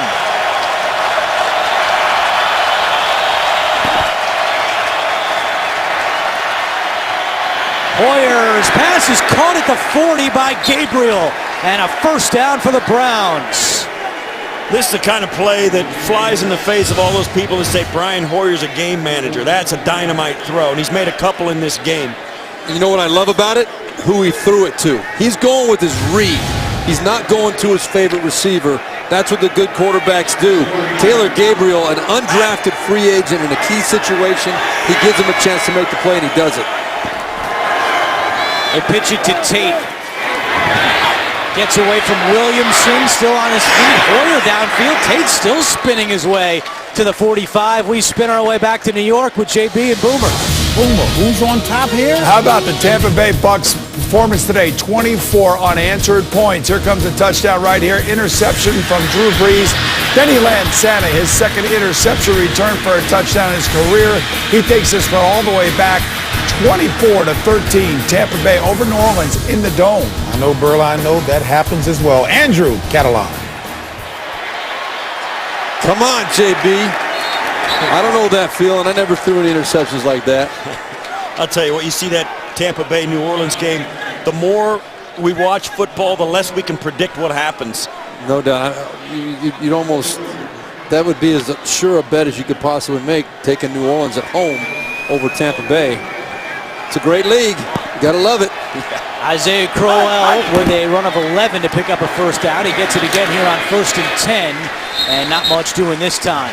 Yeah, this Al Woods makes the stop. Excuse me, Andrew. This is a play they've run twice to the left side of the offensive line. This time they try to run it to the right with Crowell, and the Titans shut it off. And that's one of the weird things about football. One way you run it one direction, it should be just a mirror image if you run it the other, but not so. The defenders on the other side of the defense saw it, recognized it, and snapped it off. But like you find in the passing game, you also find mismatches in the run, up front in the trenches as well. Try to play to those strengths. On 2nd and 9, Hoyer fires. It's caught by Dre. He's got a Cleveland first down to the 28-yard line. 14-yard gain for the tight end, Jim Dre. Well, this is a great job by Jim Dre. This is another one of those bootlegs that we were talking about. That, watch right here. He settles down. He knows he's open. Instead of running into coverage, he sits down and gives Brian Hoyer his numbers and says, hey, I'm open right here. Put it on me. That's a big play. That's a very headsy play by that tight end. That's hard to do, sit down after you've been running hard across the formation. They pitch it to Crowell. And he gets across the 25-yard line with 5:15 to go in the third quarter. There's no doubt that it's been Cleveland that's come out of the locker room with a bounce in their step. Up-tempo. Running the up-tempo offense here, trying to keep that momentum rolling on 2nd and 5. Go back to Tate. And Griffin, the safety, comes up to make the tackle. That brings up 3rd down. Well, you can see, though, how significant that score right before the half was for Cleveland. They go into the locker room with a whole different attitude. They come back with the mentality of, hey, we got it going now, and Tennessee has not done anything to change that momentum yet. This is heading in the wrong direction for the Tennessee Titans. And right now, I think you either do one of two things. You move Hoyer out of the pocket, let him run it, or throw it, or you might throw the screen pass to try and catch Tennessee, bringing some pressure. 3rd down and 3. Hoyer over the middle to Cameron. A lot of contact there and no call. The coverage was by Avery Williamson. That's because it was within 5 yards. They're 3rd and 3. Cameron just goes to the stick, and they jump him, and I mean, they mug him. I mean, that Williamson's all over him. Look at him whack him, grabs his arm, wraps his arms around him, and the ball goes by. Well, they can make the contact, but that could be pass interference as well. If the ball's in the air, it could be pass interference. They were looking that up. We got a 4th down here now. Cleveland's 2 for 2 on 4th downs this year. 4th and 3. Hoyer fires, incomplete. Sensabaugh may have gotten a hand on that one. Hoyer was looking for Andrew Hawkins. A defensive stand by Tennessee on 4th down. TV's #1 comedy is Genius. Join Emmy winner Jim Parsons and the rest of the gang on a new Big Bang Theory. New night tomorrow at 8/7 Central, only CBS. Now, we were just told that Joe Hayden was questionable to return with a hip injury, but Hayden is out there right now on this first down play. That was Sean Green on the carry. Craig Robertson makes the tackle, so we'll keep an eye on Joe Hayden now. We already told you that Phil Taylor is out the rest of the game for Cleveland with a knee injury. Well, that right there was a statement run by the Tennessee Titans. I mean, that was a straight ahead, left side going right over the back of your veteran offensive lineman Michael Roos and Andy Levitre. 8-yard gain, just doing nothing but saying, we're going to push this thing right at you. If you're just joining us, Jake Locker out with a right hand injury. Charlie Whitehurst at quarterback for Tennessee. McCluster on 2nd and 1, going the wrong way. And the Browns throw him back for a loss. Armonte Bryant leading the charge. Desmond Bryant also helping out, and it's 3rd down. Well, this is a place right now where the Cleveland Browns and their defense in particular could really make a huge step forward. If they can get the Titans off the field on this first 3rd down of this drive and get a 3 and out, that's something they haven't been able to do the entire afternoon, and it would come at the perfect time. Very quiet here in Nashville. 3rd and 2.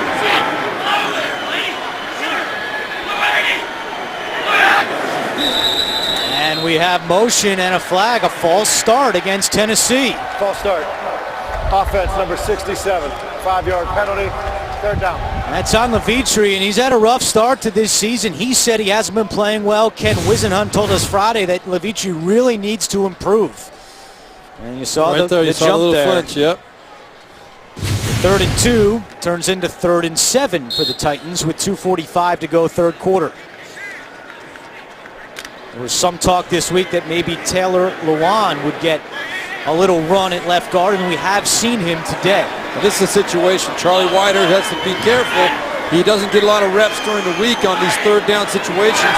Pressure coming. Whitehurst fires to right. He goes to the ground, slips, and he is tackled short of a 1st down by Armonte Bryant. What a hustle play by Bryant. Rushing the passer, sees the ball come out, turns, and pursues the receiver making the catch. Watch, he's up in the pass rush, sees the pass come out. He comes out and makes the tackle. What an outstanding hustle play by the big guy. Wow. All effort. If he's not pursuing like that, Kendall Wright gets that 1st down easy.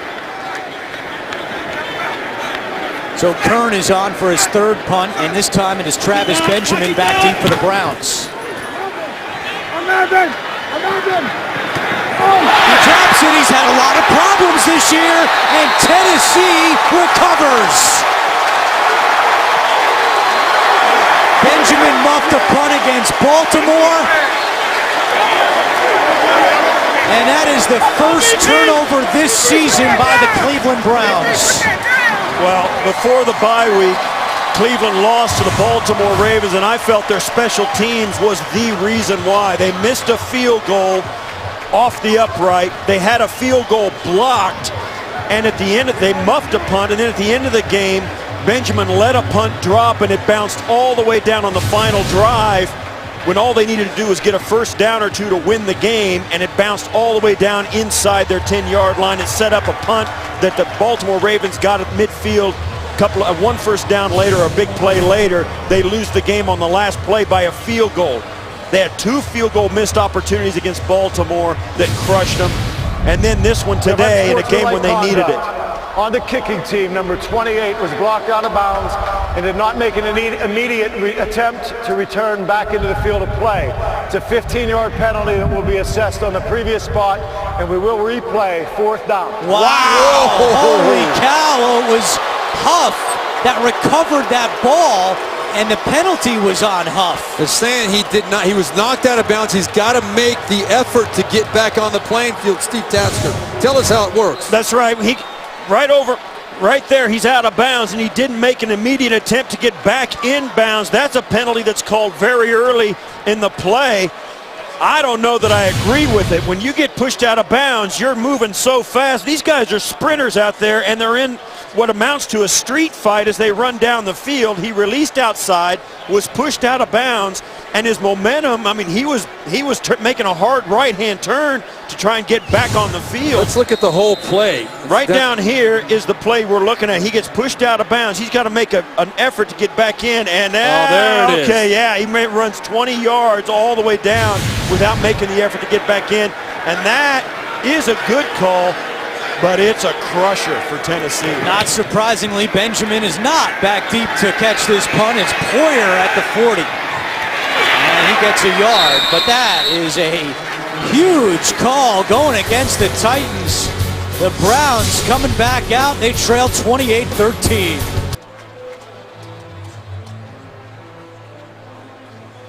(28-13) in favor of the Titans. Well, Saturday at noon, the SEC on CBS kicks off with the best game from the best conference when 13th ranked Georgia takes on 24th ranked Missouri, and then it continues at 3:30 with a good one between Auburn and Mississippi State. That's right here on CBS Sports. Well, Kyle Shanahan is a guy you know very well, Steve Berline. What do you think right here for the Browns offensive coordinator? Well, I've known Kyle since he was about 5 years old. I got to know his dad, Mike Shanahan, way back in those Raider days. But Kyle's an aggressive coach. I think in this series here, we're going to see a shot after the big field position change there. On first down, it's Ben Tate running right out of bounds at the 42-yard line. Well, a lot of the Titans said this week they expected to see Johnny Manziel. They thought that with a bye that Cleveland would have time to maybe draw up a few plays for him, but we have not seen Manziel to this point. And we were told by Mike Pettin that they always have those few plays and they don't know if they're ever going to, there's never a priority to say, hey, we're going to make it happen. Today, they still believe they can win this ball game. Poyer throws to his left, and that is caught by Hawkins. Good second effort there by the 5'7" Andrew Hawkins, and he's got a first down. Yeah, this is just a quick out 5-yard speed cut. The ball's on time. That's a great route and a great effort. Good throw. I mean, that's a solid completion for a nice first down.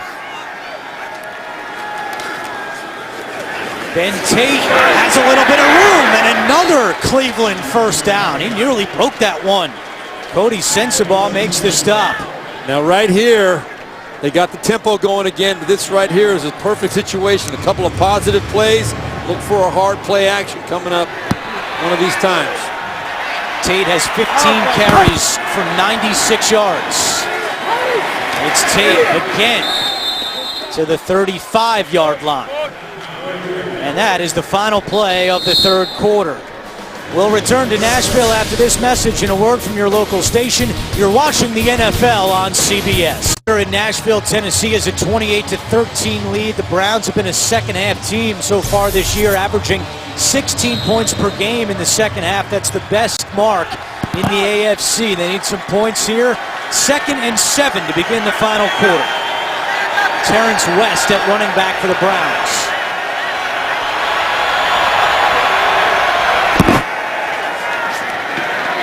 Poyer fires right, and along the sideline, the catch is made by Jordan Cameron. What a grab right in front of Jason McCourty. A pickup of 13. Well, we've seen him have the ball forced into him. This is another force in by Hoyer, but it's right on the money. McCourty's got his hand in, pulls his arm off. What a great job by Cameron to pull that in. Well, huge play. Defensive coordinator Ray Horton dialed up a blitz right there, picked up well by the Cleveland Browns. What a great throw and catch by Poyer and Cameron. Poyer has 14 completions to 8 different receivers. 1st and 10, it's West across the 30. And he comes close to a first down, a pickup of 8 on the play. As these Browns move into the red zone, it's all their offensive line doing a great job. You see there Joe Thomas, Alex Mack, and Schwartz. Those guys, 2,400 consecutive snaps. Mack has over 5,000 and Joe Thomas over 7,000 snaps. Never miss. They have never missed a snap since they became Cleveland Browns. That is unbelievable. That's huge. It's unbelievable. It really is unbelievable. On 2nd and 2, it's West again. And he's got the first down to the 11-yard line. Well, I'll tell you, if I'm Ken Wisenhunt and the Tennessee Titans right now, I do not like the way this game is going. The Cleveland Browns, they've been in this position, as we said before, against the Pittsburgh Steelers. They get that momentum going. Kyle Shanahan's got some rhythm with this offense. This is a very precarious point in the ball game for Tennessee. Ben Tate back into the game on first down to the 5 and down to the 4-yard line. Ben Tate over 100 yards rushing, the 6th 100-yard game of his career. And there you see, just missed by Wesley Woodyard back in the backfield. That would have been a no gain or a minus play. And Tate makes Woodyard miss in the backfield and gets down inside the 5. And it's Sensabaugh that's down on the ground. Keep in mind, he's filling in today for the injured Bleedy Ray Wilson. And now it's Sensabaugh banged up. We're back in a moment. Back in Nashville, Cody Sensabaugh jogged off under his own power. So with 13-12 to go in the 4th quarter, it's 2nd down and 3. The Browns can get a first down without scoring. Hoyer throws right over the head of Andrew Hawkins. That's the old sprint right option play that the 49ers, Joe Montana, made famous. Every team has it. The problem is that Andrew Hawkins is not 6'3". Well, it's a bad throw. You got to throw it. Yeah, you got to throw it down to the pylon right there, right in front of him, so he can go out and get it. That play was open. Perfect call. Perfect call. Had it open, and Hoyer. He's got to put it on him. Hoyer's got to put it on him. Sensabaugh still on the sideline. It's 3rd down and 3 for Cleveland. Watch Miles Austin here. He's had touchdowns the last 2 games. Tate lined up as a receiver at the bottom of your screen. Hoyer with time. Now running right. And he just throws it away. Great coverage by Tennessee. Well, that's a great job by the Tennessee defense. Pretty darn impressive. Yes, they should be covered. There's a 3-man rush. They're not bringing any pressure. Hoyer buys himself some time, and then late the linebacker comes out of coverage to force the issue, mirroring. He mirrors Hoyer. All right, guys, 4th and 3, and they're going to go for it here. 2nd time today, they're going for it on 4th down. Remember, they can get a first down without scoring. That's Jordan Cameron outside, up top. Big size advantage. And 1 on the play clock, they have to call timeout. Yeah, they had to take their time to make the decision as to whether they were going to go for it, and then when they did decide to go for it, they'd run out of time to call the play and execute it. Well, coming up next, the NFL on CBS rolls on when the Chiefs challenge the Niners or the Jets take on the Chargers. Check their local listings. Well, Tennessee, in general this year, has not been a very good red zone team. Ranked tied for 28th in the NFL, and Cleveland coming into this game tied for 12th, one of the better red zone teams, but it's been the exact opposite today. Tennessee has not given up the touchdowns on their end of the field.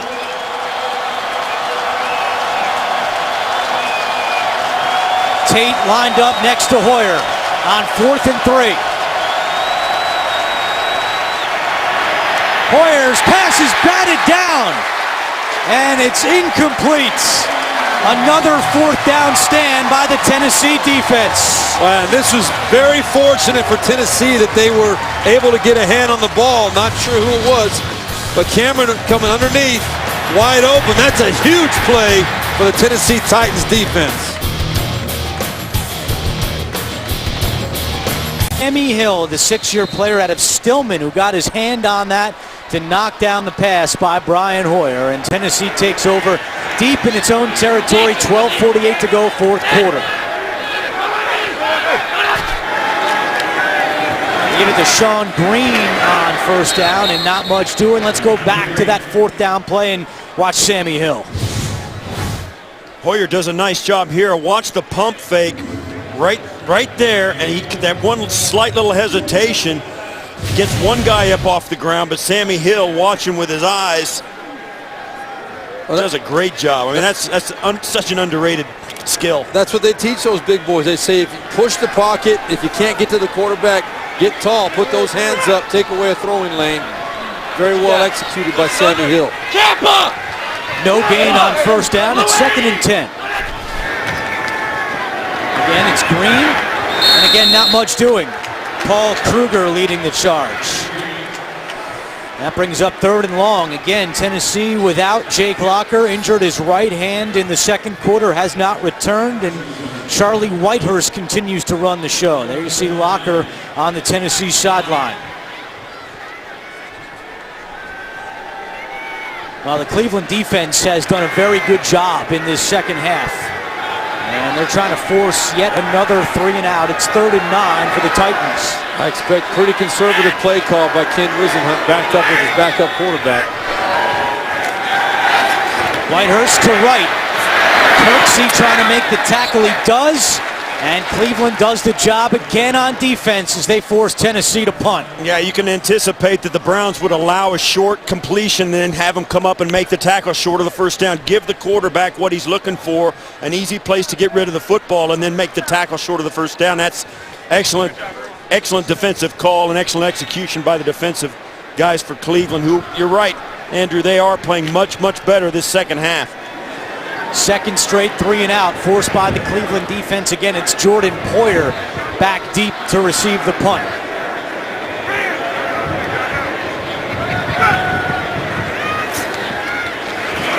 It is blocked. Cleveland got a hand on it. It was Tank Carter who blocked the punt for the Browns. That's a safety. And it's a safety for Cleveland.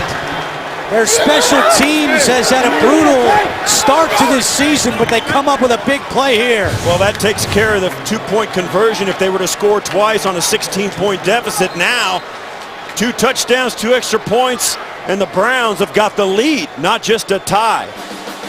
Huge play by Chris Tabor's unit, and the Browns about to get the ball back.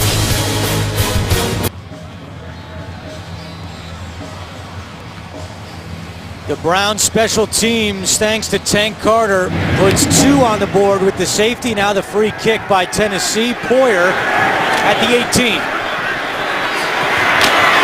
Right up the middle and tackled at the 33-yard line as we go back to that blocked punt. Well, it's well designed. They got Tank Carter right in the gap of the center guard right here. And then they've got 3 guys out here that are going to rush. The up back takes a step the wrong way. And watch what happens as Tank Carter comes right across the center.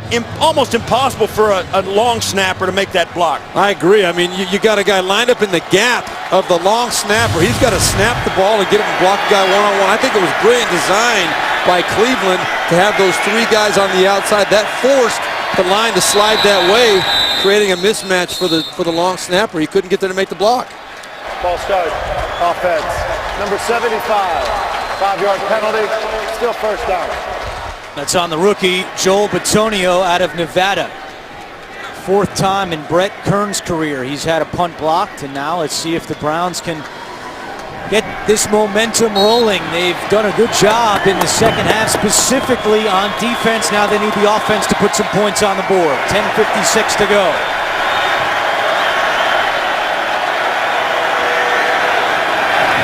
Play action. Poyer has time, throws left, and the catch is made at midfield. That is Gabriel who brings it in. Bernard Pollard forced him out. A pickup of 21 for the rookie Gabriel. Well, this is what play action does for you, right, Berline? I mean, you fake it in there, and then Hoyer has all day to let this pass route develop. He can knock off chunk yards with those throws. You got clean lanes to the receiver. On 1st and 10, Crowell tackled at the line of scrimmage, and that brings up 2nd down. And what I mean by that is when you make that hard play action, the linebackers have to step up, the safeties have to respect the run as well, and that creates a one-on-one situation on the outside where it's a clear throw and catch. Quarterbacks dream about those opportunities.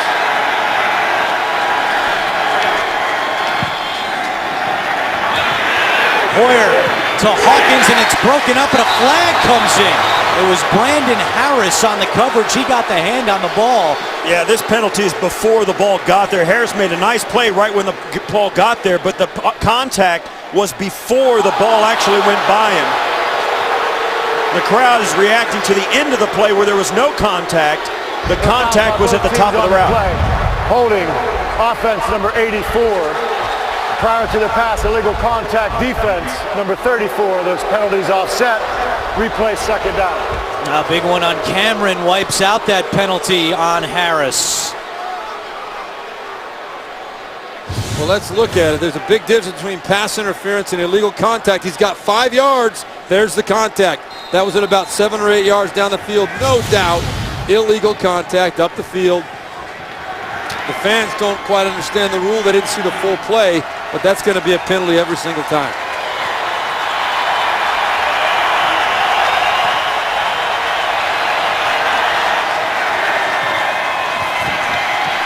Hoyer, and that one is picked off by McCourty. Flag is down in the secondary. McCourty off to the races at the 30. McCourty one man to beat, and he's knocked out by Crowell at the 1. And now there's more pushing and shoving back at the 25-yard line.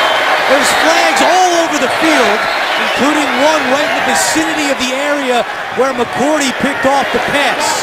There's a lot to sort out right now.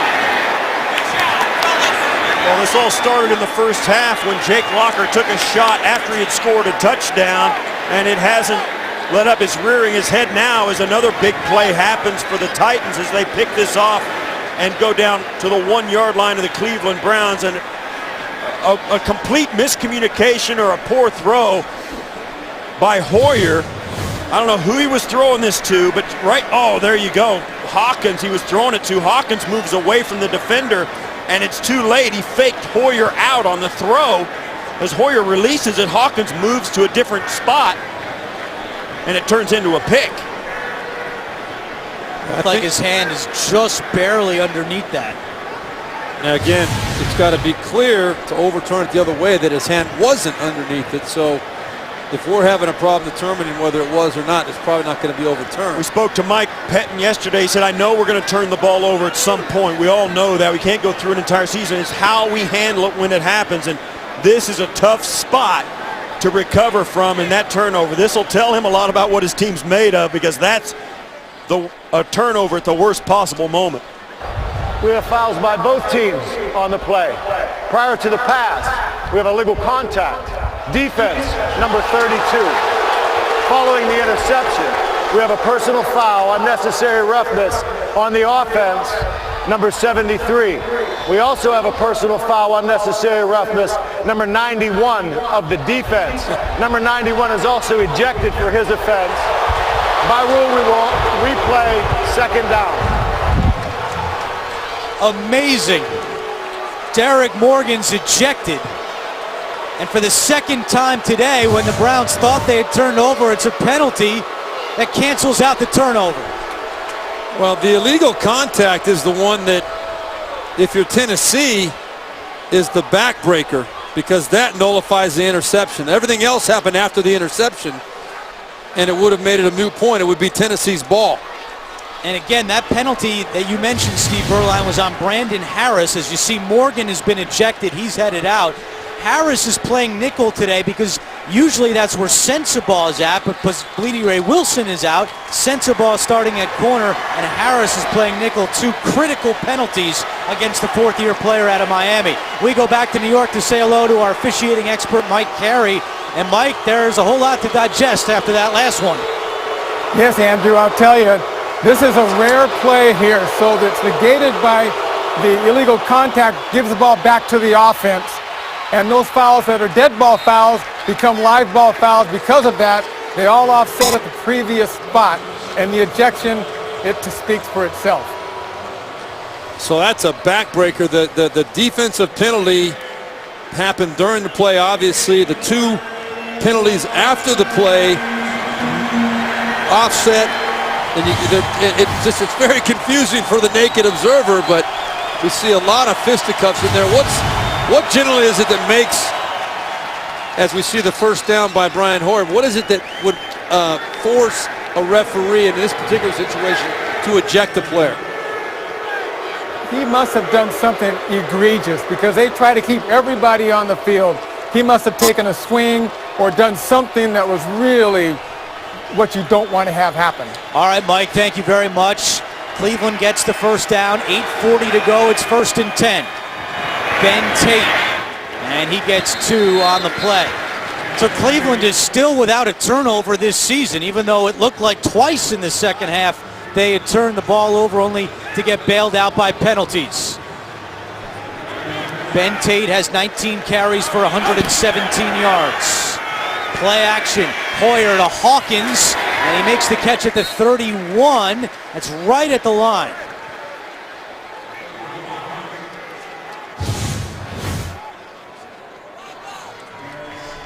There's Hawkins stopping and moving, and he throws it to the back defender, and that was the pick.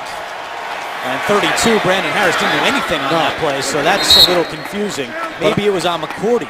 McCourty's the only one it could have been on, and I think that was within 5 yards. So I don't think that should have been a penalty either. That was, I think Tennessee got the raw end of that deal. That should not have been a defensive penalty on the Tennessee Titans unless there's something happened that we didn't see. Ben Tate a career high now, 119 yards rushing.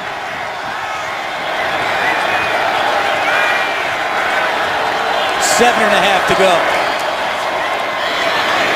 And Tate to the 26. We go back to New York, JB and Boomer. Arian Foster's mom said, suck it up and play, son. Touchdowns are coming fast and furious across the NFL. 4 plays, 45-yard drive, topped off by that Arian Foster. 1-yard touchdown run, game tied, 17-17. Nothing like your mom pumping you up. Andrew, Steve, and Steve. All right, guys, and Jim Dre has a first down reception. So Cleveland with this up-tempo offense moving the football down the field. It has been all Cleveland offensively from the last drive of the first half through this second half. They don't have a whole lot to show for it because they've been stopped on 4th down a couple times, but they have really got some rhythm going offensively. 1st and 10. Play action to Crowell. Hoyer with good coverage downfield. Fires wide open. Touchdown, Travis Benjamin. Hoyer kept the play alive, and the Browns still riding that comeback trail. We've seen Hoyer throw it away. We've seen guys bat balls down. He does an outstanding job. Right in his face. That's Sean Phillips. He steps back inside toward the ball and then finds Benjamin.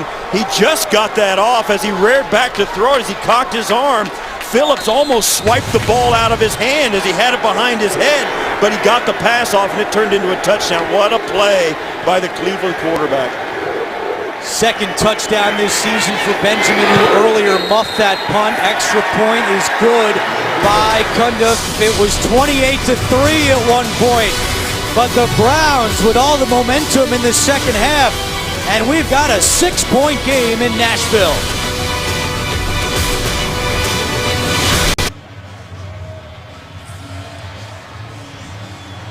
Take a look at the breakdown this half. 36 plays by the Browns, just 14 for Tennessee. Browns fans, some of the best in the league. Once again, the game coming right down to the end in the 4th quarter. All 3 of their games so far this season have been decided in the final seconds. And this will be a touchback. Charlie Whitehurst and the Titans trying to hang on here in Nashville. Tomorrow, see why critics are calling the new hit drama Scorpion brainy fun. Scorpion, tomorrow at 9/8 Central after the Big Bang Theory, only CBS. Let's go back to that touchdown from Hoyer to Benjamin. Well, you're going to see Benjamin. He's at the bottom of your screen, and what's going to happen, he's got Brandon Harris over. They're going to run up here and then come back as Hoyer breaks traffic or breaks contain.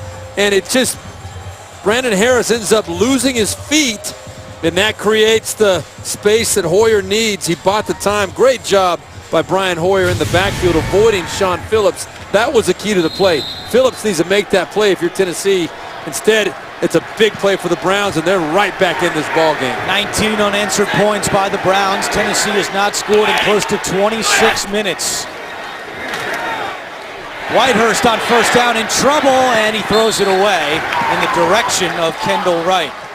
Cody Sensabaugh with a knee injury. His return is questionable for the Titans.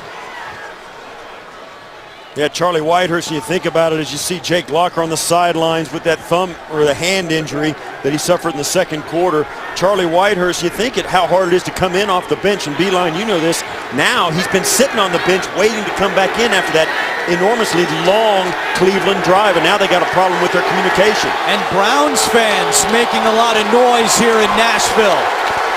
We saw a bunch of them at the Cleveland team hotel yesterday waiting for the Browns to arrive, and they have showed up in a big way. Tennessee, a timeout called for by Tennessee. Tennessee only had 10 guys in the huddle. Charlie Whitehurst knew it. He had to walk off. It wasn't a communication issue. It was a personnel issue. Well, this is where we're going to find a lot out about, number one, about Charlie Whitehurst, and number two, about how much confidence Ken Whisenhunt has in Charlie Whitehurst, because this guy, even though he's a 9-year veteran, he has not been in this position very often. I know. I've been there. It's different, man. You're backed up. They got the momentum. You got to have the guts to stand in there and make a play right now.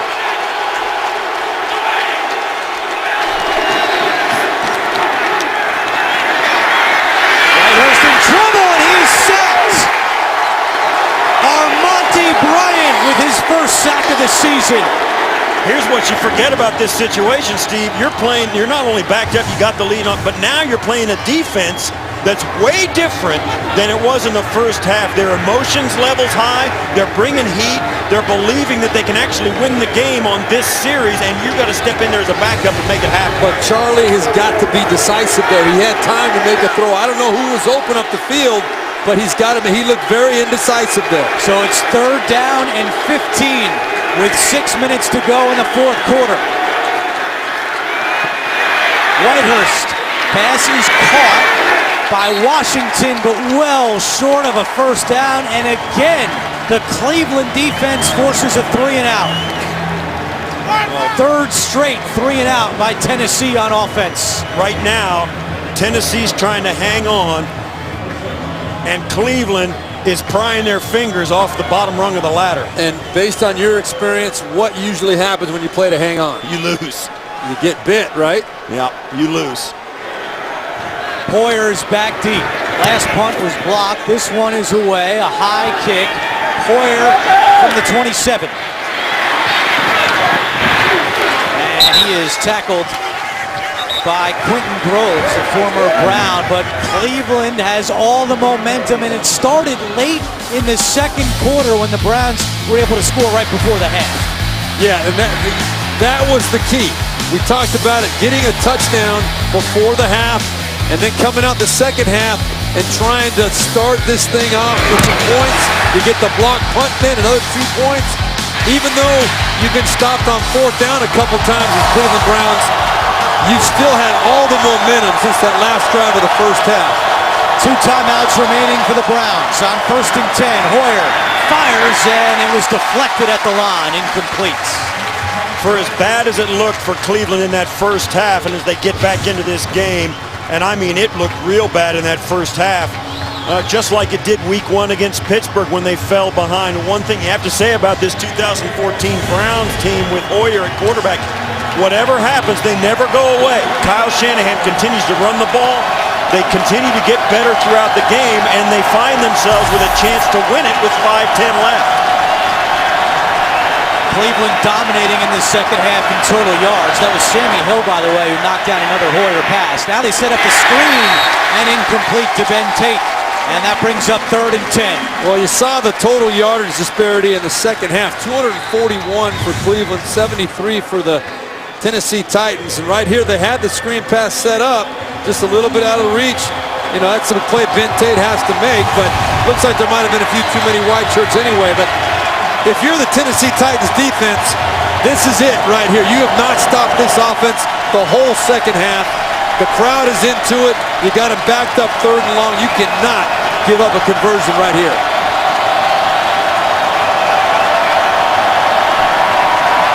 Third and 10. 1 on the play clock. Hoyer steps up. Now fires deep down the right side, and it is picked off. Michael Griffin. And that is the first turnover of the day and of the year by the Cleveland Browns. Well, you can say what you want as the pocket and the play was coming apart. If Hoyer didn't believe he had anything, it's nothing but a 45-yard punt. It's a good point, Steve. If you're not going to get it, throw it down there. That's a 45-yard net punt. It puts the Tennessee Titans right back there. If you're not going to get it, convert on the 3rd and 10. Now Hoyer took the shot down the field. You gave your guy maybe a chance to do it, but you saw there, it's tough to convert a 3rd and 10 anyway. As a quarterback, I'm thinking I would have liked to have seen him. If he's going to take a shot, give the guy a chance to make the play. He overthrew it. The only guy that was going to make that play was the defender back there. So I agree, though, taking a shot in that situation, shoot, there's still 5 minutes left in the game, pretty much. They're getting the ball back, yeah. Hoyer had gone 189 pass attempts without a pick until that one by Griffin. Whitehurst on first down throws it away. Each team has 2 timeouts remaining. And there is Hoyer. Yeah, this is what I'm talking about with Charlie Whitehurst. So watch how he backs out of there. He starts kind of hopping around like he doesn't know where he wants to go. He's looking for the pressure. He's got to stand strong and make a decision. I'm not saying that there was somebody open. I'm saying his body language is showing me he's not sure what he's doing. As successful as he was in the first half, that's as timid as he's looked here in the second half, and particularly the fourth quarter.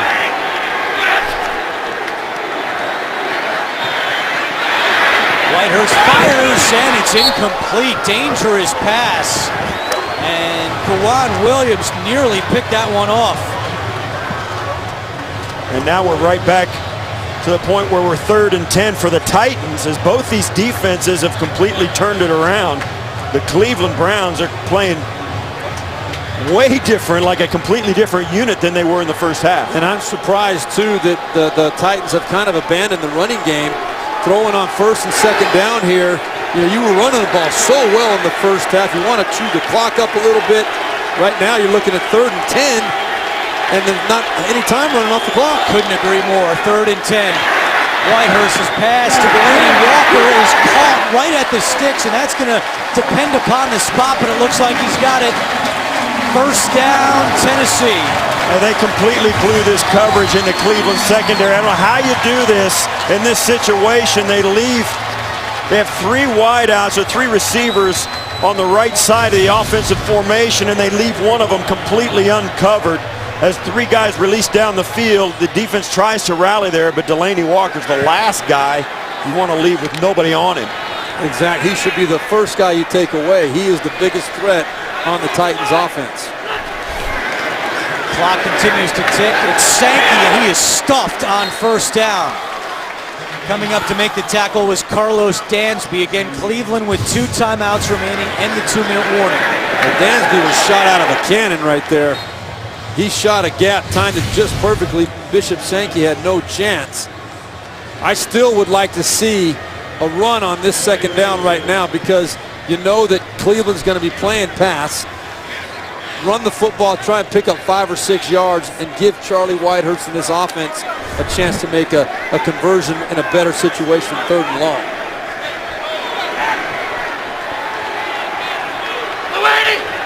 Taking the play clock down. Kendall Wright, they ran this play in the first half, but this time Chris Kirksey is able to wrap him up, and that brings up 3rd down.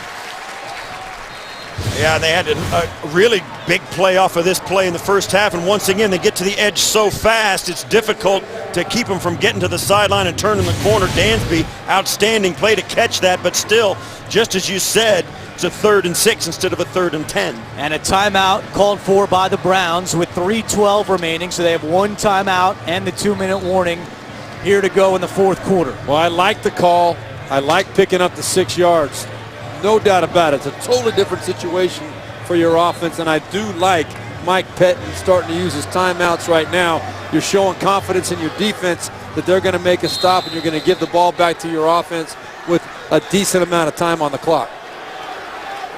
Don't forget, coming up next, Kansas City at San Francisco, and the Jets travel to San Diego. Big play here. 3rd down and 6. Tennessee 6 for 11 on 3rd downs today.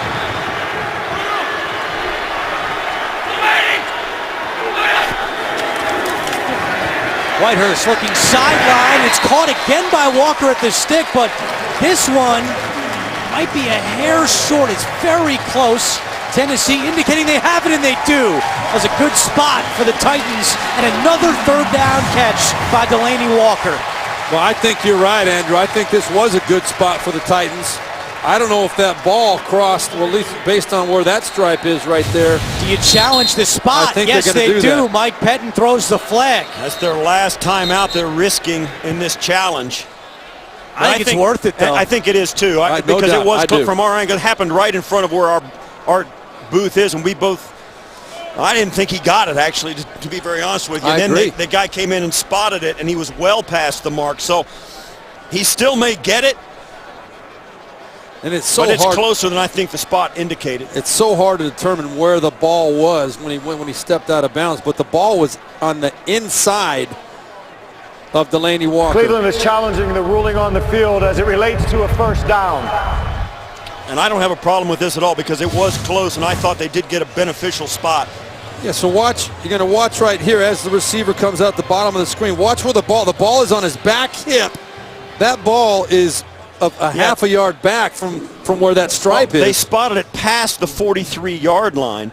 It does not matter where his body is. He's behind his feet are behind the 43-yard line. So you can see that there is a disparity there as to where his feet come out. And see, there's the 43-yard line is here. And the ball And never the ball's gets past back the 42. So I think this is an excellent challenge. We'll see if what we see is what the official sees in the hood. And again, it does not matter where the body is, where the foot stepped out of bounds. It's where just- the ball is when the foot steps out of bounds. It's as if it was the goal line. It has to get to the ball has to get to the before the ball breaks the plane, right? Right. First challenge this season by Mike Pettin. Yeah. I think All right, it's a let's great welcome challenge. in Mike Carey, our officiating expert back in New York. And Mike, what do you see here? Yeah, Andrew, the key to this play is where does the ball cross the sideline? And he has it in his left hand, but his left hand is behind him right on his right hip, which is short of the line to gain. This will be reversed to short of the line to gain. That's what we thought too, Mike. And like we said, I mean, the ball is on the back of his body. They spotted this past the 43-yard line, which it looks, you can tell by the little strip. I mean, they could still move the spot and give him the first down if they see fit, correct? What they will do is they'll respot the ball and then remeasure if they're not sure. But it looks pretty clear that he's short of the 43, and I think the line of game was the 43. Let me ask you this, Mike, too, to clarify. It's not where the ball breaks the sideline plane. It's where the ball is when the foot hits out of bounds, correct?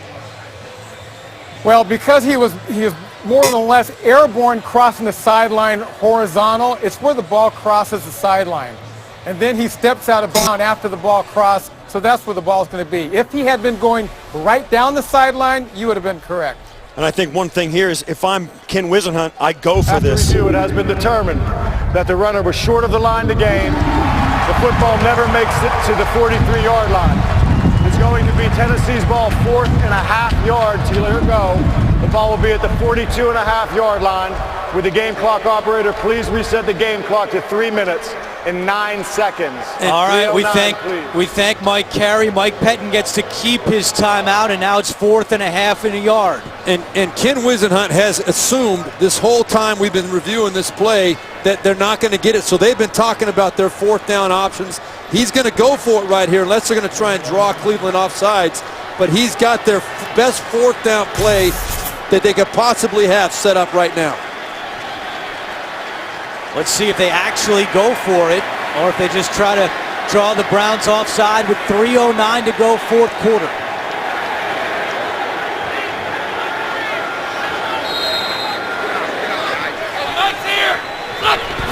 Whitehurst keeps it. They're going for it. He's stacked up and pushed back. Again, it will come down to the spot, but he appeared to be short.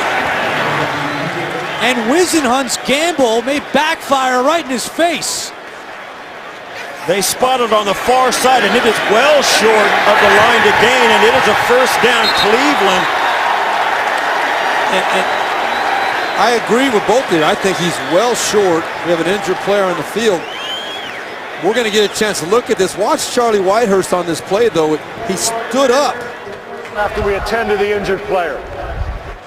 He stood up to run the quarterback sneak, did not have any leverage, and got knocked right back into the backfield. I question the call with your backup quarterback in this situation.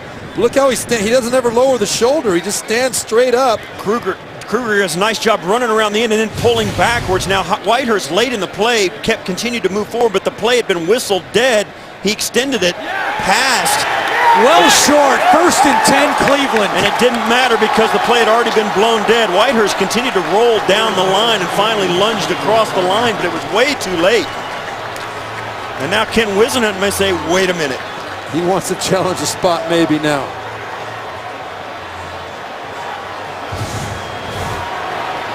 I wouldn't do that if I was Whisenhunt. It looked like Whitehurst was just stuffed right from the beginning, and that would cost him a timeout if he throws it and they fail. You know what Whisenhunt's thinking is maybe the second effort, but if the question is forward progress and when the whistle was blown and all that stuff, so they're not going to overturn challenging. that. Yeah, I think it's, you might have to challenge. I mean, you might not have a choice. The game could be sitting right here in front of you, and you got to take every opportunity. Now, Whitehurst will tell you that he got over the line late, and Whitehurst is pleading his case. This territory, and to me, the whistle had blown and the play was already over by the time Whitehurst did that. The ruling on the field as it relates to a first down. All right, let's listen into that last play to see if we can hear when the whistle blows.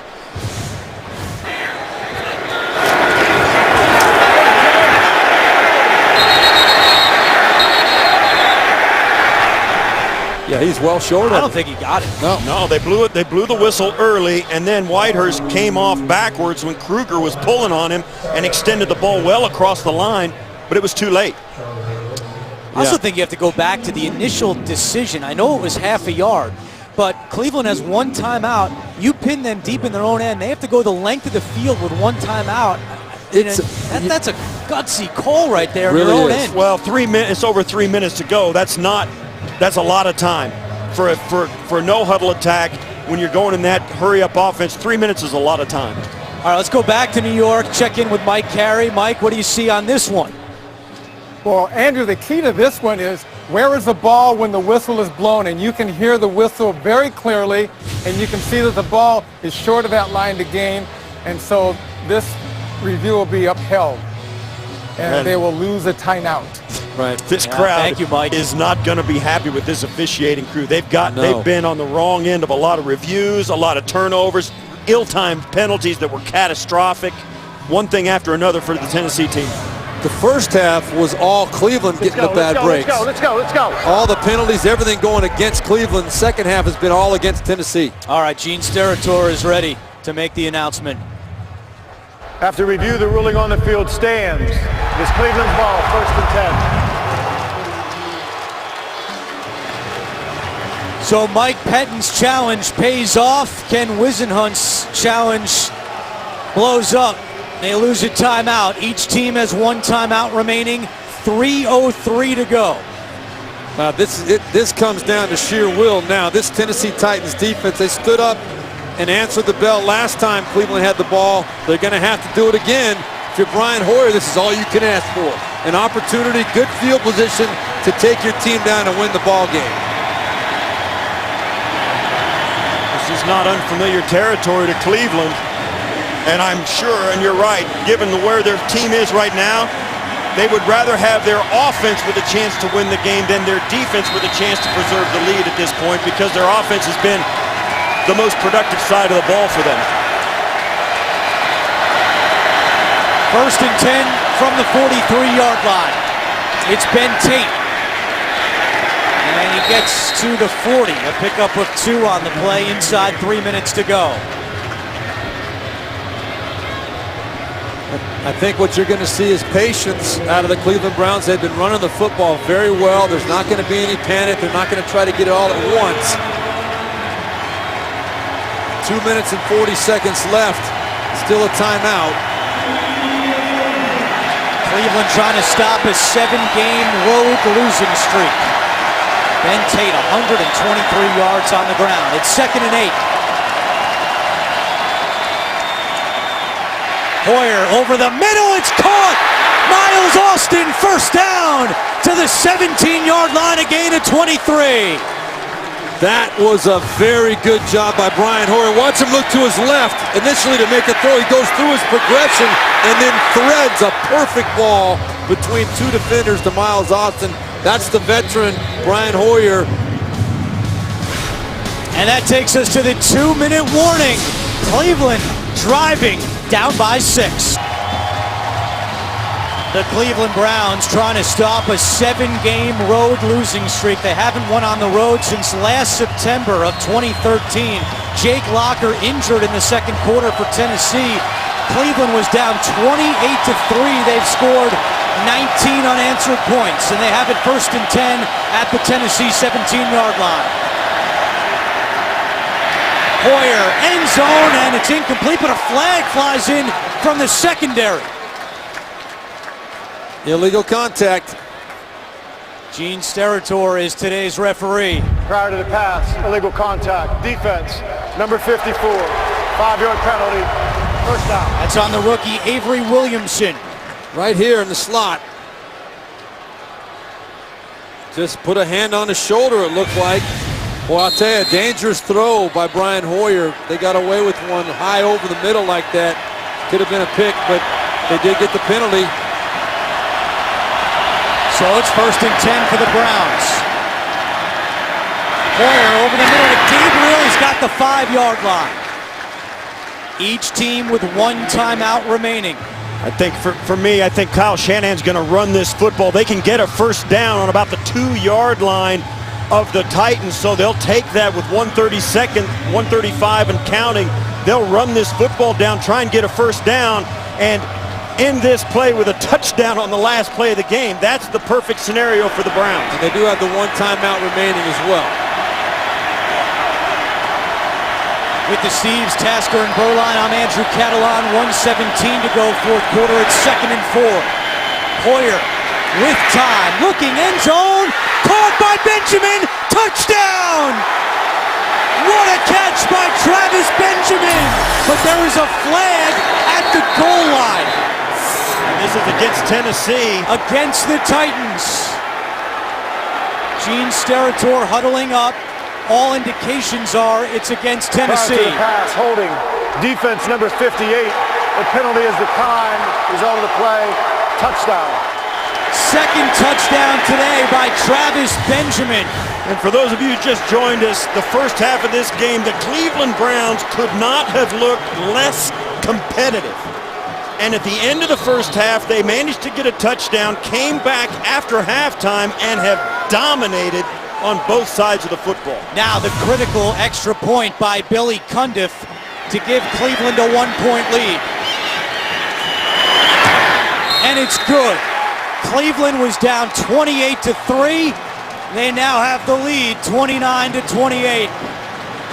Well, this was a great play call by Kyle Shanahan and a great job of getting again through his reads. The protection was awesome by the offensive line up front. And you're going to see the Travis Benjamin in the slot at the bottom.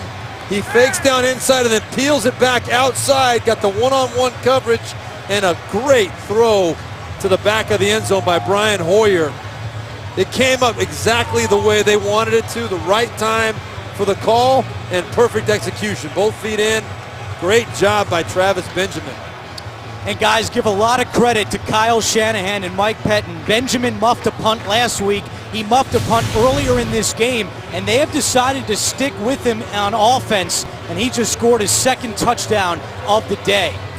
Yeah. Very easily could have benched Benjamin after his struggles on special teams. No doubt, but I think you know the big playability, and you know your packages you have. Travis Benjamin, obviously a big part of the game plan today with 2 touchdowns.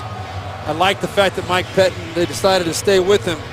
Kyle Shanahan giving him a chance to make the play. But that's Bernard Pollard, who is coming off the field for Tennessee. So Jake Locker is out. He was the starter today, looked great in his time in there, but he injured his right hand in the second quarter. It's been all Charlie Whitehurst since. Whitehurst threw 2 touchdowns right off the bench in the second quarter, but this second half, Tennessee has done nothing offensively. They have 1 timeout remaining. And Tennessee and Charlie Whitehurst offensively have looked very tentative in this second half, and you hit on it. earlier, Andrew, that the Browns have dominated on both sides of the ball, but a lot of that, I believe, is due to the tentative nature of the play calling and the comfort level with Charlie Whitehurst as the quarterback. Tennessee will start at the 20-yard line. Keep this in mind. Ryan Suckup, who's the Tennessee kicker, his career long is 54. So Charlie Whitehurst comes back out onto the field for the Titans. I don't know a lot about Charlie Whitehurst, but I do know if he's going to survive in this situation, he's got to be looking forward to this opportunity. He cannot have any doubt in his mind whether he can get the job done. That's right. He's got to embrace this. He's got to get to about the 36-yard line to make this go, about the 35-yard line of the Browns to do this. But you're right, Beeline, you've got to embrace this if you're a backup quarterback and do everything you can to win this situation. Whitehurst in trouble. Gets away from one, keeps the play alive. Whitehurst now looking deep, throws into double coverage, and it's incomplete. Paul Kruger hit Whitehurst on the release. Yeah, Paul Kruger said hello to him big time. But this is kind of the way the second half has looked as this game's gotten closer. You just see, obviously there was some pressure in his face on that one, but he's looking right, he's looking left, and then right there kind of threw one up for grabs. Yeah, that was not a great throw even under the duress of Paul Kruger, who bull rushed Michael Orr back into the lap of Charlie Whitehurst, also then got up and chased him outside the pocket. Kruger, what a great, outstanding play on that last one. 2nd and 10. Whitehurst over the middle, deflected at the line. It brings up 3rd down. Tennessee has just 3 first downs in this second half. And by the way, the Browns, again, another close game. All 3 of their first games decided in the final seconds. Look at your go-to guy, Delanie Walker, coming across the field underneath. Right here at the top of your screen, he was uncovered. Charlie Whitehurst's got to get through his progression. That is your #1 threat on offense. You got to know your reads, know who you got on the field. No doubt, 4-down territory here for the Titans. It's 3rd and 10. Whitehurst to Washington has the first down and tackled at the 32-yard line. Clock continues to tick. Tennessee has the 1 timeout remaining. Yeah, this is exactly where the Cleveland Browns led up on the Baltimore Ravens, let one big pass play down the sideline. All they need to do is give up 1 play, and for the Titans to get that 1 play and have a chance to win. 30 seconds to go. Whitehurst to Walker, another first down, and he goes out of bounds. That's huge by Delanie Walker to fight to get out of bounds there. It looked like he was going to not be able to do it. They had him doubled up there. Joe Hayden was trying his darndest to keep him in bounds. This didn't happen. So they're able to save that timeout. 24 seconds remain.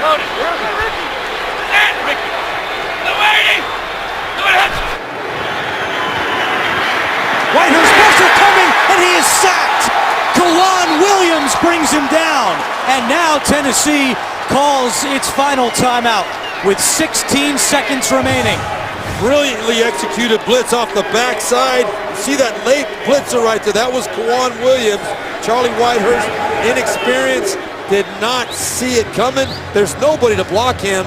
You got to know when you got to get rid of the football. Well, Williams came from the secondary, so he wasn't showing that he was going to blitz. Whitehurst didn't recognize it. Williams waiting till the ball was snapped before he even started. You want to know why you draft these guys that run a 4.4? That's the reason. He went from the secondary to the quarterback in nothing flat. Watch how fast he closes this. And Charlie Whitehurst has got to know where he's vulnerable. He did not have the awareness backside. 2nd and 16. Whitehurst looking deep. Kendall Wright is down there, and it is deflected and incomplete. 9 seconds remain. And of course, that was a killer on the previous play because the sack forced them to use that last timeout. Right there, the jump ball to Sean Gibson. And yeah, you can see Wright felt the contact, but with both guys going up for a jump ball, the defender on a jump ball like that has as much right to the ball as the offensive player does. So any contact and stuff is a 50-50 thing. It's not illegal contact. It's not pass interference when they're both playing the football. And Charlie Whitehurst got to get a completion near midfield, out of bounds, to have a chance at the end zone on the Got to next play. get out of bounds on third down. Whitehurst to right, inbounds. Clock continues to tick, and that will do it. Cleveland comes back from 28-3 down to stun the Titans.